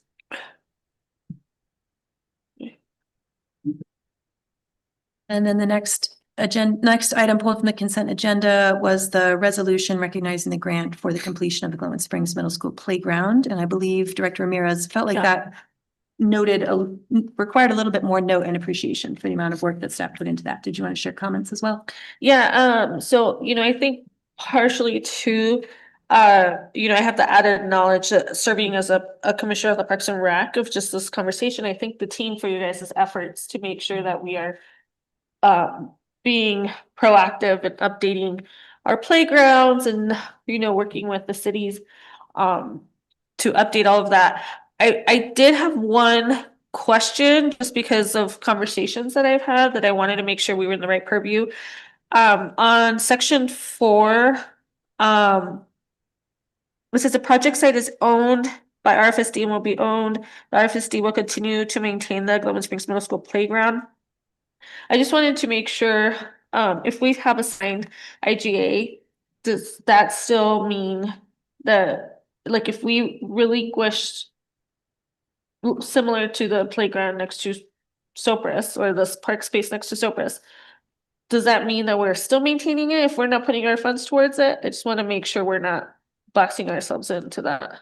I know it's just a resolution too, but. No, I'm not completely sure what that IGA looks like. Like, we definitely have agreements with the city of Glenwood Springs. So let me get back to you on the specifics of what that looks like.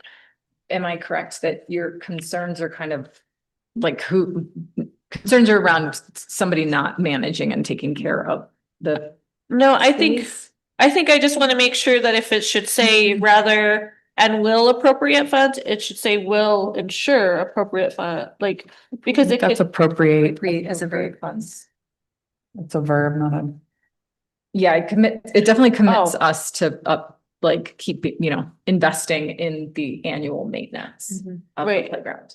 And I just wanted to make sure if we give that to somebody else to hold, does that still mean that but it's fine. That was just a question that I flagged for me when I was reading that. Do you understand what I'm saying? I think so. Are you, Director Ramirez, are you talking about Sopris Elementary or Glenwood Springs? No, so Glenwood Springs, so similar to Sopris, so Sopris has that green park space, right? That is managed by the city.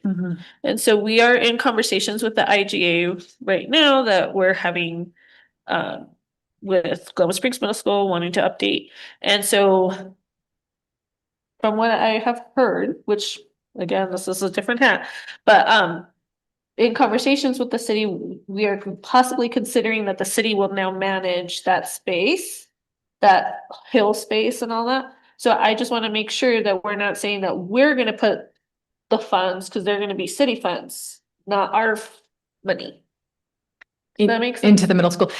Yeah, I think it does, because you're right. At the Sopris site, we're in conversations with the city about who owns, who's managing, who gets use. And it's actually really cool work that we're doing with the city and really considering how we use our public facilities, whether they're green spaces or buildings, because we share that commitment with the city of Glenwood Springs that these facilities ought to be used. Let me get back to you on what the ownership of the site. I mean, my understanding in reading this is that this is slightly different than the Sopris site and that we're going to continue to own the site. We're going to continue to manage and upkeep the playground and fields. Okay. Whereas you're right, like Sopris, we're looking at some different agreements there. So that's my understanding. Okay. Let me just confirm that I'm right and I'll let you all know an update if there's additional context to that. Does that work? Yeah, I just for the sake of wanting to make sure that we didn't have to have specific language on those, but it is a resolution in support and I'm all in support. So thank you for that. I would entertain a motion to support the resolution in support of this action. I make a motion to approve the resolution supporting the grant application for a grant from the Garfield County Federal Mineral Lease District and the completion of the Glenwood Springs Middle School playground. I second the motion. Please call the vote. Director DeFreitas. Aye. Director Croom. Aye. Director Nemo. Director Ramirez. Director Nemo indicated in the affirmative. Our next business in order is a second quarter financials presentation from Chief Chicoine. This is also building on work we did in our work session. Dr. Cole, did you want to begin with a presentation or begin with board questions? Let's just jump into board questions because I am a far cry from Chief Chicoine on this. Excellent. May end up doing my best, just bringing additional questions back to her to follow up. Do you need me to bring it up, Anne? No, for the next one. I just. Okay. I am going to hand this over to Director Kuhlenberg to start then. I don't have any specific questions on this. We spent about 40 minutes in work session and Chief Chicoine was able to answer all of our line item questions during that time. I would note that we're on track with our revenues and expenditures, and we are getting a second quarter financial statement, which is great because this is much closer to the cycle that we should be on. So I was grateful to see those shifts and understood why we were where we were in terms of salaries. So nothing specific. Director Nemo, please weigh in if you have questions you'd like me to ask for the group via text for the moment. Director Ramirez, questions?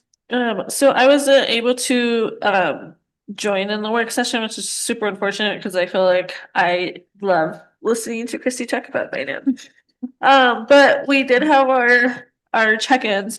I think the biggest thing that I just wanted to reiterate, I appreciate the thoroughness. I think it's really important that we are a board that is not only staying up to date on our finances, but and being involved and getting, our quarterly updates and everything. I also think, there's a lot of conversation right now around our finances. Like, we've been in this place in a long time. And so as much as possible that we can continue to have conversations on our finances and the realities of our finances, I think are really important. I think it's just, especially as we're talking about them alone, especially as we're talking about student achievement and closing the achievement gap, I just think we need to continue to have regular conversations around the budget. So I thank the team for its concerted effort to make sure that we got this. I know that was a tight schedule. Thank you. Thank you. I just wanted to note, I had a quick question. The very first page says quarter one. That is supposed to say quarter two. It should say quarter two. Because the date is right, as of December 31st, 2025. I just was making sure I was reading that right. 100% should say quarter two. Because what our Chief Mastery of Finance has done is, for those of you looking at this for the first time, again, available in the public agenda, the percent of budget, if we're halfway through the year, should be on or around about halfway. There are some notable exceptions, of course. The way that property taxes are collected in our district and throughout the state means that we don't have much of those yet. I just wanted to note again that is a state mandated process and timing. And it continues to put our public schools in a bind because we need to bridge the gap from the money that we're spending before we have the money from the state. And you can see there 1.4% has been received so far. So that continues to be a challenge. I also really appreciate just how simple it is and how thorough and how laid out, that members of the public can engage with it to the level where they identify, if we have savings here, why can't we spend it somewhere else? That to me says that these financial statements are accessible in the way that the board needs them to be accessible. And we really appreciate that. Maybe 5 minutes of open discussion. Thank you. Our next item is not for action. We removed it from taking a vote, but it is a discussion around the pre-kindergarten tuition for 26-27. Looking at the staff memo and the early childhood tuition proposal, we can enter 2 minutes of discussion from each board member and then 5 minutes of open discussion. Is it okay Director DeFreitas, if I frame this slide deck real quick, it's not as many slides, is that all right?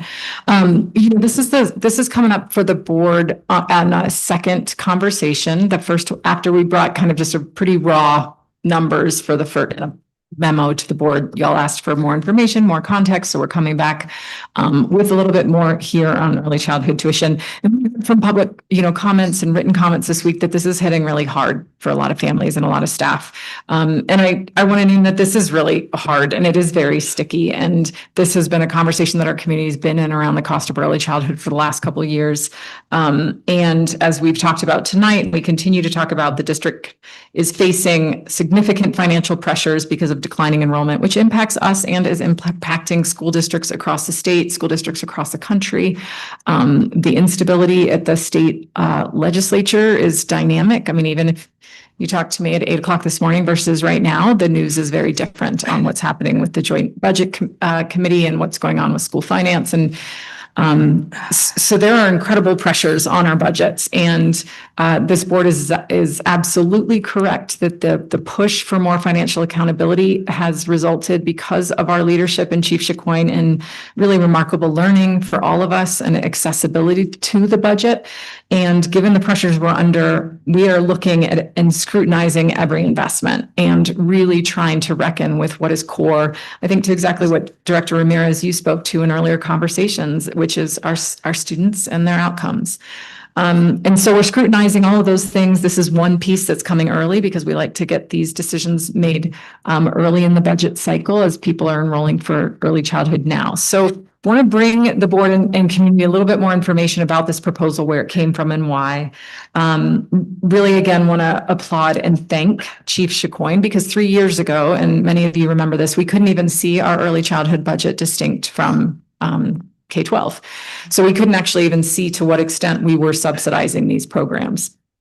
As mentioned tonight and earlier, the passing of 7A and the Confluence Early Childhood Special Tax District provides some real opportunities. I think it can be a game changer for families if it does what it has said it's going to do and what people really rallied around to support from Aspen to Parachute. So I think that's a really important component of why we feel like this is a reasonable tuition proposal at this time. And I also want to state, before we get too deep into this, is that we retain our commitment through these processes that we will not let inability to pay for preschool become a barrier to access for our target student populations. And so that has been, since we really overhauled early childhood a couple of years ago and did a strategic plan, that has always been our goal. We went through some pretty dramatic increases in early tuition or early childhood tuition in the beginning. With that commitment, we've honored it, we continue to, and we continue to go through iterations of how to best make sure that works and that we're leveraging all the blended funding streams possible, especially in a time when we're pressed in K-12 education, which kind of leads us to this proposal. So a couple of things I want to highlight. There's two big things that are different here that the board is seeing. And one is that and this has been highlighted by families and staff, is that the proposed rates demonstrate a posted increase of anywhere from 2 to 30% over the current year. And it also proposes shifting this kind of automatic application of a staff sliding scale into a more nuanced, comprehensive staff tuition assistance program that would be managed by the Family Resource Center of the Roaring Fork Schools. If just in terms of context and how many kids and families and how are we using blended funding already, we're really talking about infant and toddler programs. This is some current data on the number of kids enrolled, the types of blended funding that we use to support kids and families, because very few families are actually paying full posted tuition in our infant and childhood classrooms because of our leveraging of these programs. And the numbers matter. And I think it's important that we look at, as we've talked about, kind of scrutinizing every expenditure. This is the current picture. And I think that I absolutely understand the impact of tuition costs on families, which is why we work so hard to make sure that we're leveraging blended funding and that we don't let tuition be a barrier to access. And it's also important to look at the way our revenue and expenditures do not work for infant and toddler classrooms. What this shows right now is the maximum revenue that we could pull with current tuition if every infant room and toddler room was full every single day, which they're not because kids turn different ages and have to move rooms and then we got to fill spaces. And if we were receiving 100% full tuition, which we're not because of all of the blended funding streams we use and that we don't let tuition be a barrier to access. So even if we were getting maximum revenue right now and had all our classrooms full, we wouldn't even be able to pay for the salaries of the 2.5 teachers that are in those classrooms.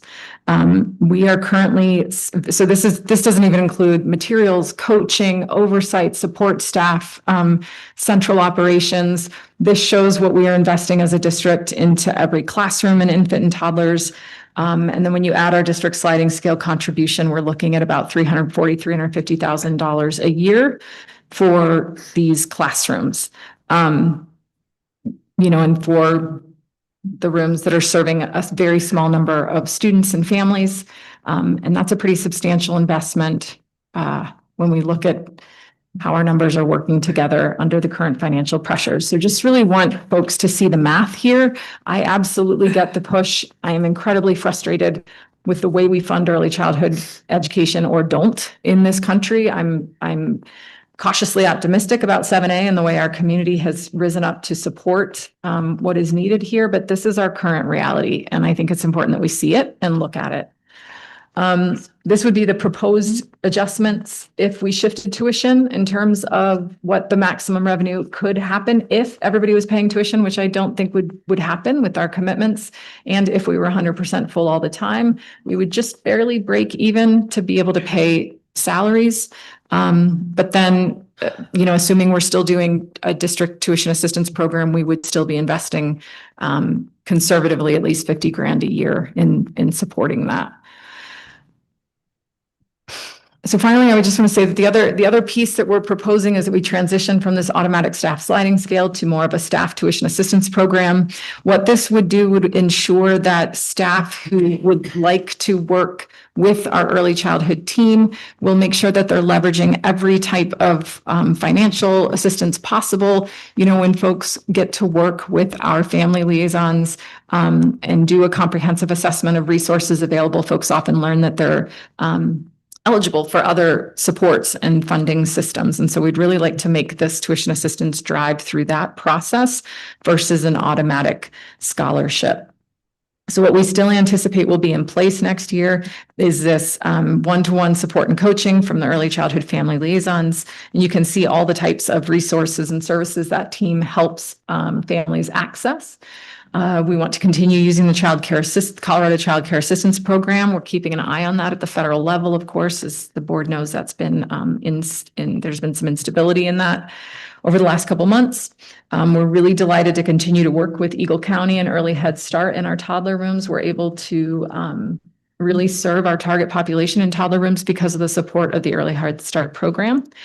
And then we still anticipate that we would be shifting to the Roaring Fork Schools Tuition Assistance Program. And so really don't anticipate that most of our staff would be paying full tuition. What we would recommend that we set instead of kind of a general sliding scale is that we really align with the U.S. Department of Health and Human Services definition of affordable childcare, which is somewhere between that 7 to 10% of a total family household income as a target for where tuition would be set through this process. And then we are anticipating additional scholarship funding for families from 7A. And as was mentioned by speakers tonight, we're not sure what that's going to look like, but I know there's a lot of pressure on that group to deliver and a lot of enthusiasm for the work. The tuition schedules that we're recommending are linked on this last page with some updates. Thank you guys for the close read on this. Some of the data has been corrected in this ECE at a glance based on our conversation last month. So delighted to open up to conversation. I know the board has decided not to take action tonight, so really looking forward to how we can make sure, because I know you all care deeply about what we're hearing from our community. You care deeply about early childhood education, how we can work forward with this proposal or a version that tries to balance our many interests around this program. Director Kohlenberg, would you like to open? Yeah. I brought up concerns at our last meeting and we're hearing them now from the community. I understand that infant and toddler rooms cost more. I also understand that that's why you have preschool rooms to offset those costs, and that's why you use the business model that you do. And by expanding our preschool programs, we are taking those kids that are supporting infant and toddler care programs in our community away from those other centers, which is making it harder for them to maintain their infant and toddler care because their pre-K and preschool rooms are not fully booked. And I hear that from providers, right? We see that. We see providers advertising rooms for 3 and 4-year-olds because we've expanded that care. And that upsets the early childhood ecosystem a lot. And it's great that we have UPK funding.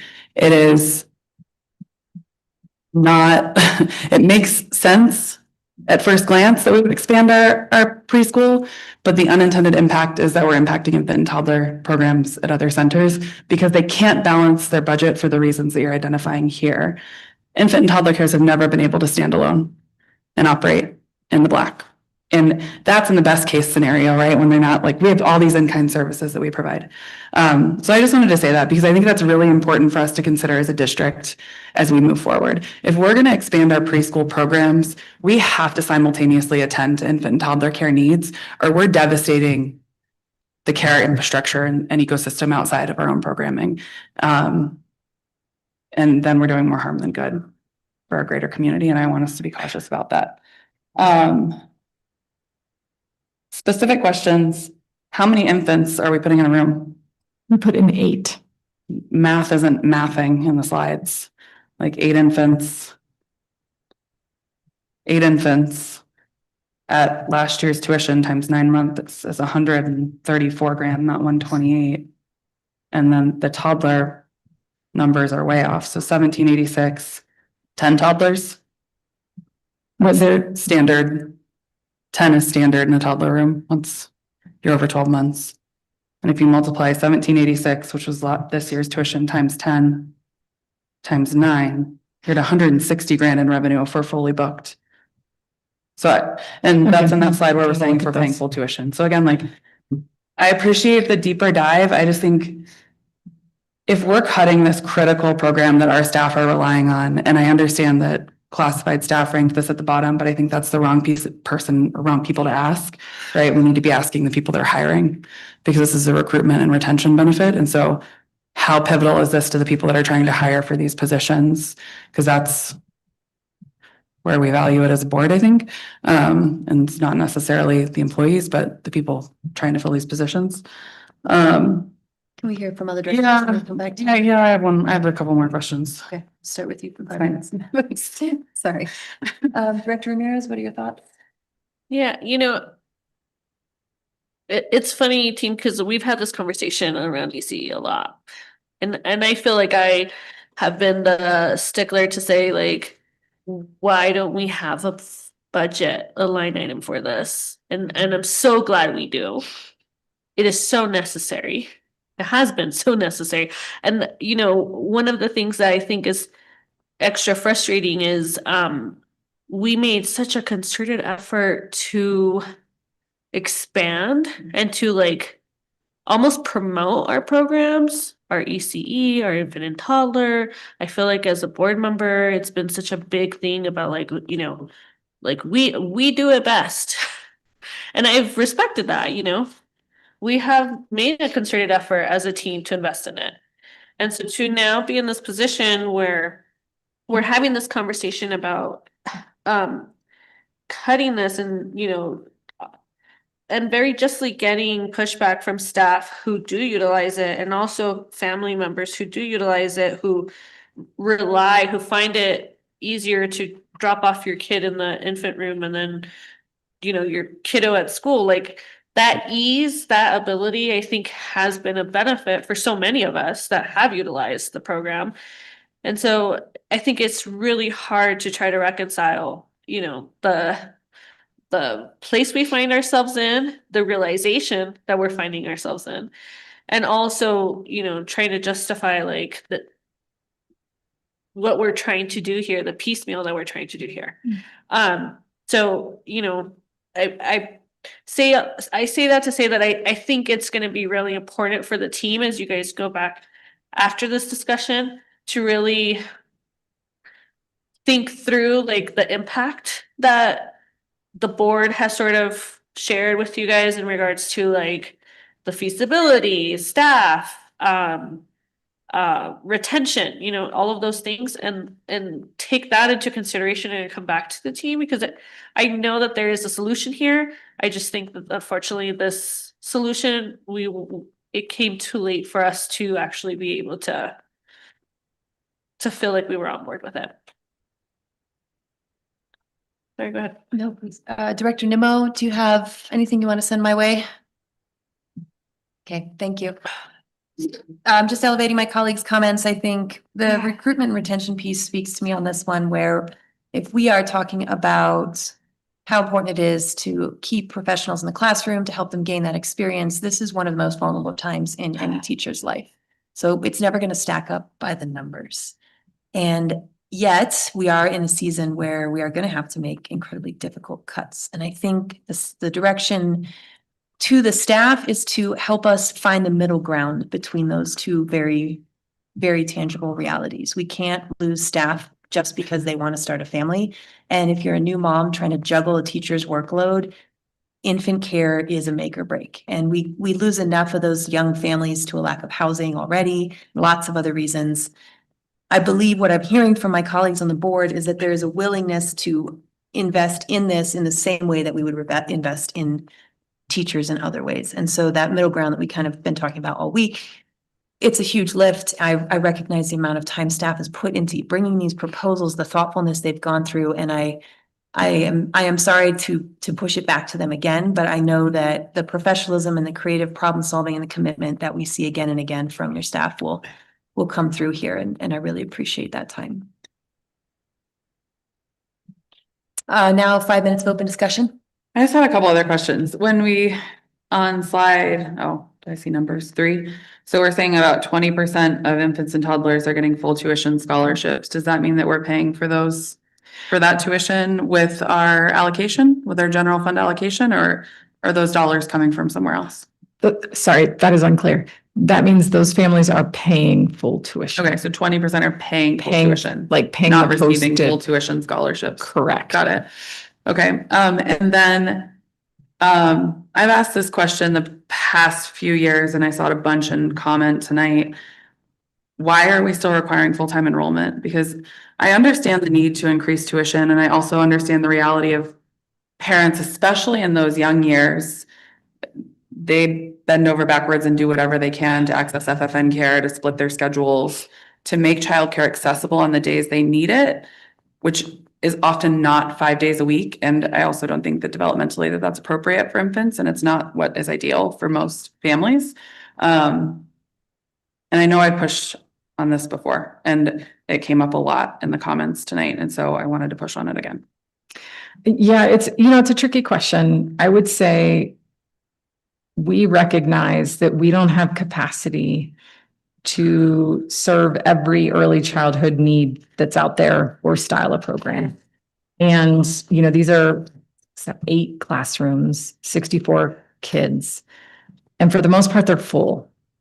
So when we talk about our target population and recognizing that we're not trying to be everything to everyone, we can't. That who we've prioritized, and the board said it themselves, is students with disabilities is always our number 1 priority. But not for 0 to 3, right? I would still say if we have students with disabilities, we would be prioritizing. We don't have that are on IFSPs over Gen Ed. Okay. To get them access into programs. So I'd say students with disabilities are always our number 1. Then we have a list of priorities around students from families whose income is beneath the federal poverty level, emerging bilingual students, and staff kids. And when the majority of that target population needs full-time care, and we can fill the classrooms with that. And so we haven't moved into part-time options. We don't really have this, I think the rooms we have open right now feels hard to sustain because of staffing. because we have incredibly high staff turnover in, as you know, in early childhood classrooms. And so I don't know that, we're not, it feels like to serve that population in this way, it keeps it simple for us, and it's about right at what we can manage. I just wanted to note that Director Nemo dropped a comment into the chat here. She says, we need to look at all the ways to save money, given the many different options for saving money to the community. Give the many different options for saving money to the community. We can't just cut this. Sorry, are you done? I just wanted to make sure. Yeah. Okay.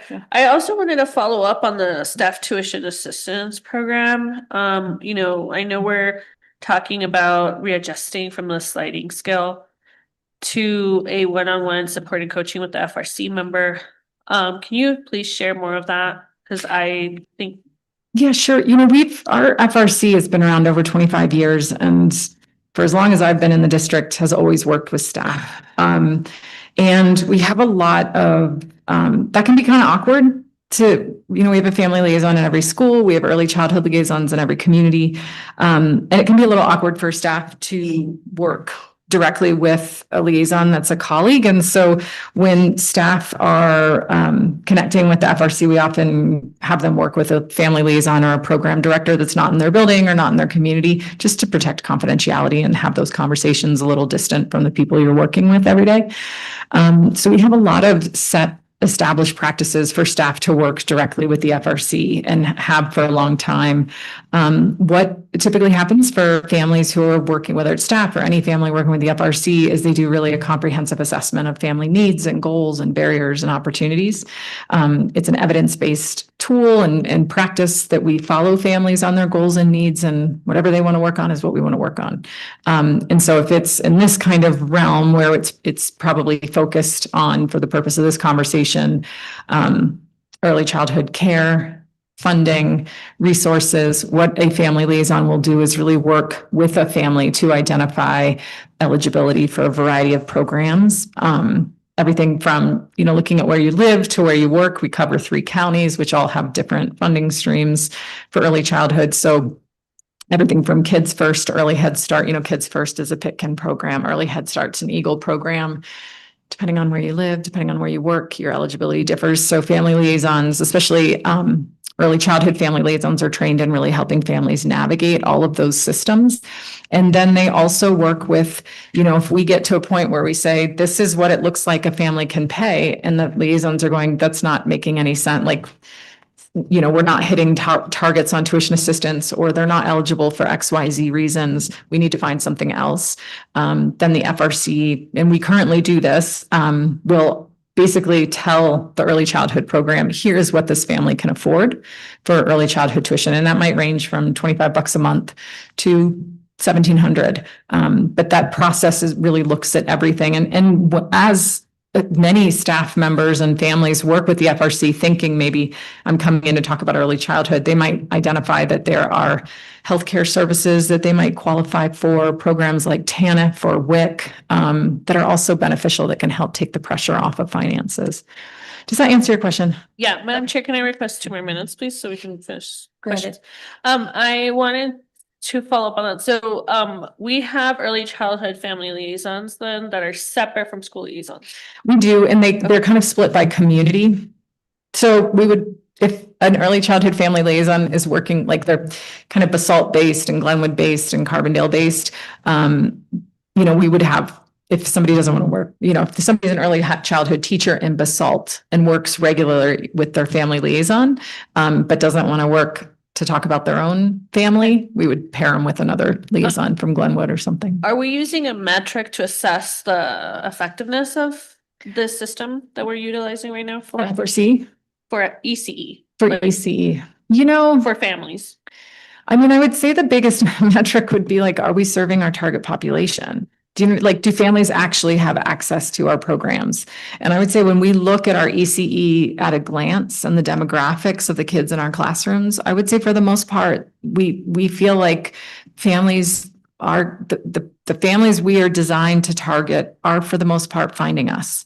Again, we're not everything to everybody. And so we work in partnership with a lot of other programs and refer and consult with private providers. We work very closely with Valley Settlement's Busacito program, which is much more of a part-time care program.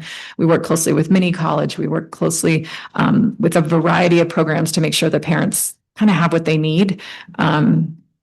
So, I would say for the most part, I do think we're getting to the target populations we want to serve.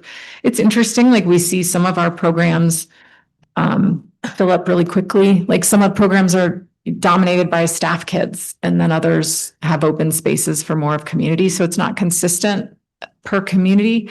Yeah, I think the heart of my question is really, I think it would be really important for us as a district to really consider the effectiveness of having 3 ECE liaisons holding this work for teachers and staff and community, and that process itself. I don't know that we've ever had feedback from community. I hear you on the fact that like we are serving a population that we're looking for, but I also think that there's an experience that has like, that's where belonging and all of those initial connection points starts with families. And I think for me as a board member, being in community, sometimes I hear how invasive those experiences can be. And I understand that we want clarity and we want to make sure that we are understanding and we're getting all the correct information. But I also think that there is an experience, a customer service survey experience that we have not tracked. And so I think that's something that we need to consider, especially as we're having a lot of conversations around ECE right now on transitioning and what this is going to look like in the future. I think we need to also consider is the way that we're doing it thus far effective? Thank you. I think there's a lot to carry forward. Dr. Cole, what do you think is a reasonable timeline for this proposal to come back to the board? Well, we only have one March meeting, and folks, you're hearing it, you're feeling it in the urgency of public comments that this is pretty, this is a lot of it. Costs a lot for families. And we have in the past few years really struggled to get clarity on, to be honest, what people are actually paying for tuition until August, September sometimes with tuition agreements. Just because of the complexity of all these blended funding streams and trying to help somebody apply for CCAP and then go for early Head Start can take a long time. So there is some urgency to get this wrapped up. So I would love to have something back to you by March 11th. I will be virtual that night, but we can certainly work to refine. I mean, what I'm hearing certainly is some concerns and clarity still about the numbers. So I need to look at that again and just look again, Director Kuhlenberg, on where we were coming up with those numbers and make sure that's correct.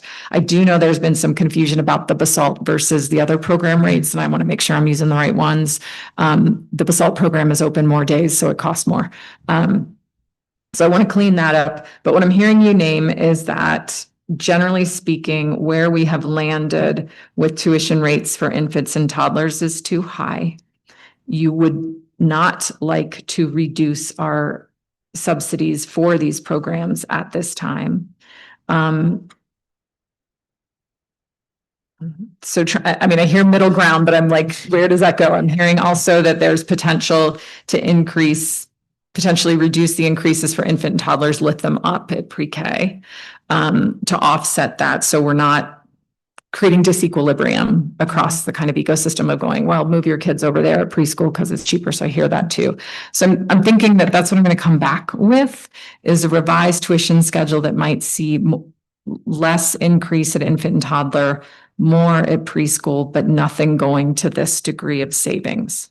And I think perhaps one of our check-in calls with you and I and the superintendent to look at that proposal ahead of the next meeting too might help get into some nitty-gritty there. Yeah, and the only other thing that I would add to that is I would encourage your team to look at the way the rates are balanced, again, with preschool versus infant and toddler, especially part-time versus full-time preschool. When you're breaking down your day rates, the cheapest day rate is a part-time preschooler.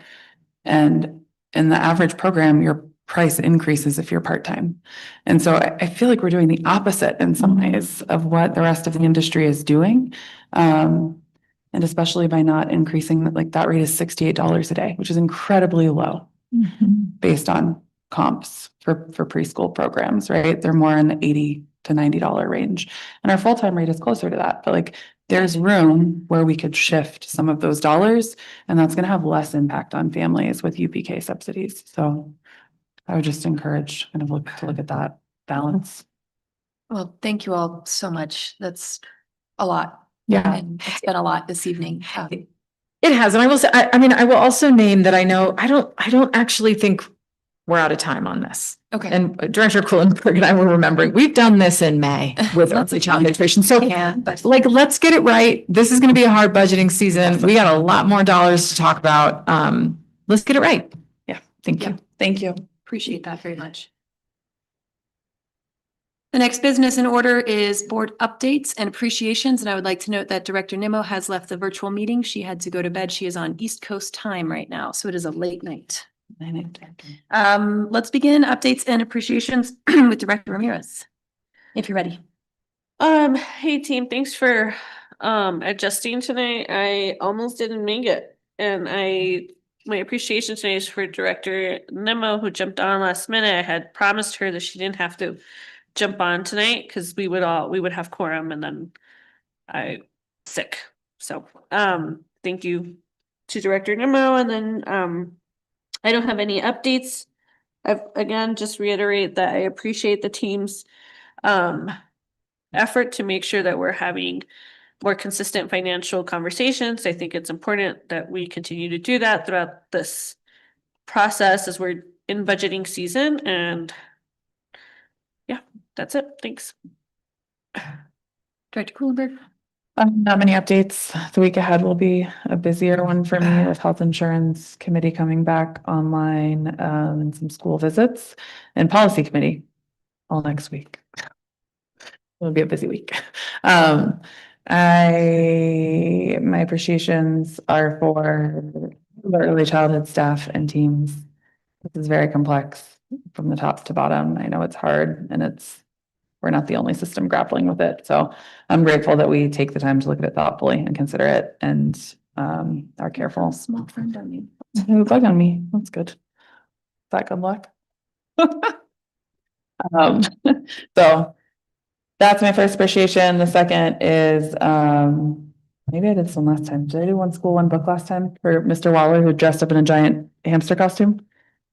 So they announced the One School, One Book by Mr. Waller putting himself in a hamster costume and rolling out in a giant blow up hamster ball. Because they're reading the world according to Humphrey the hamster.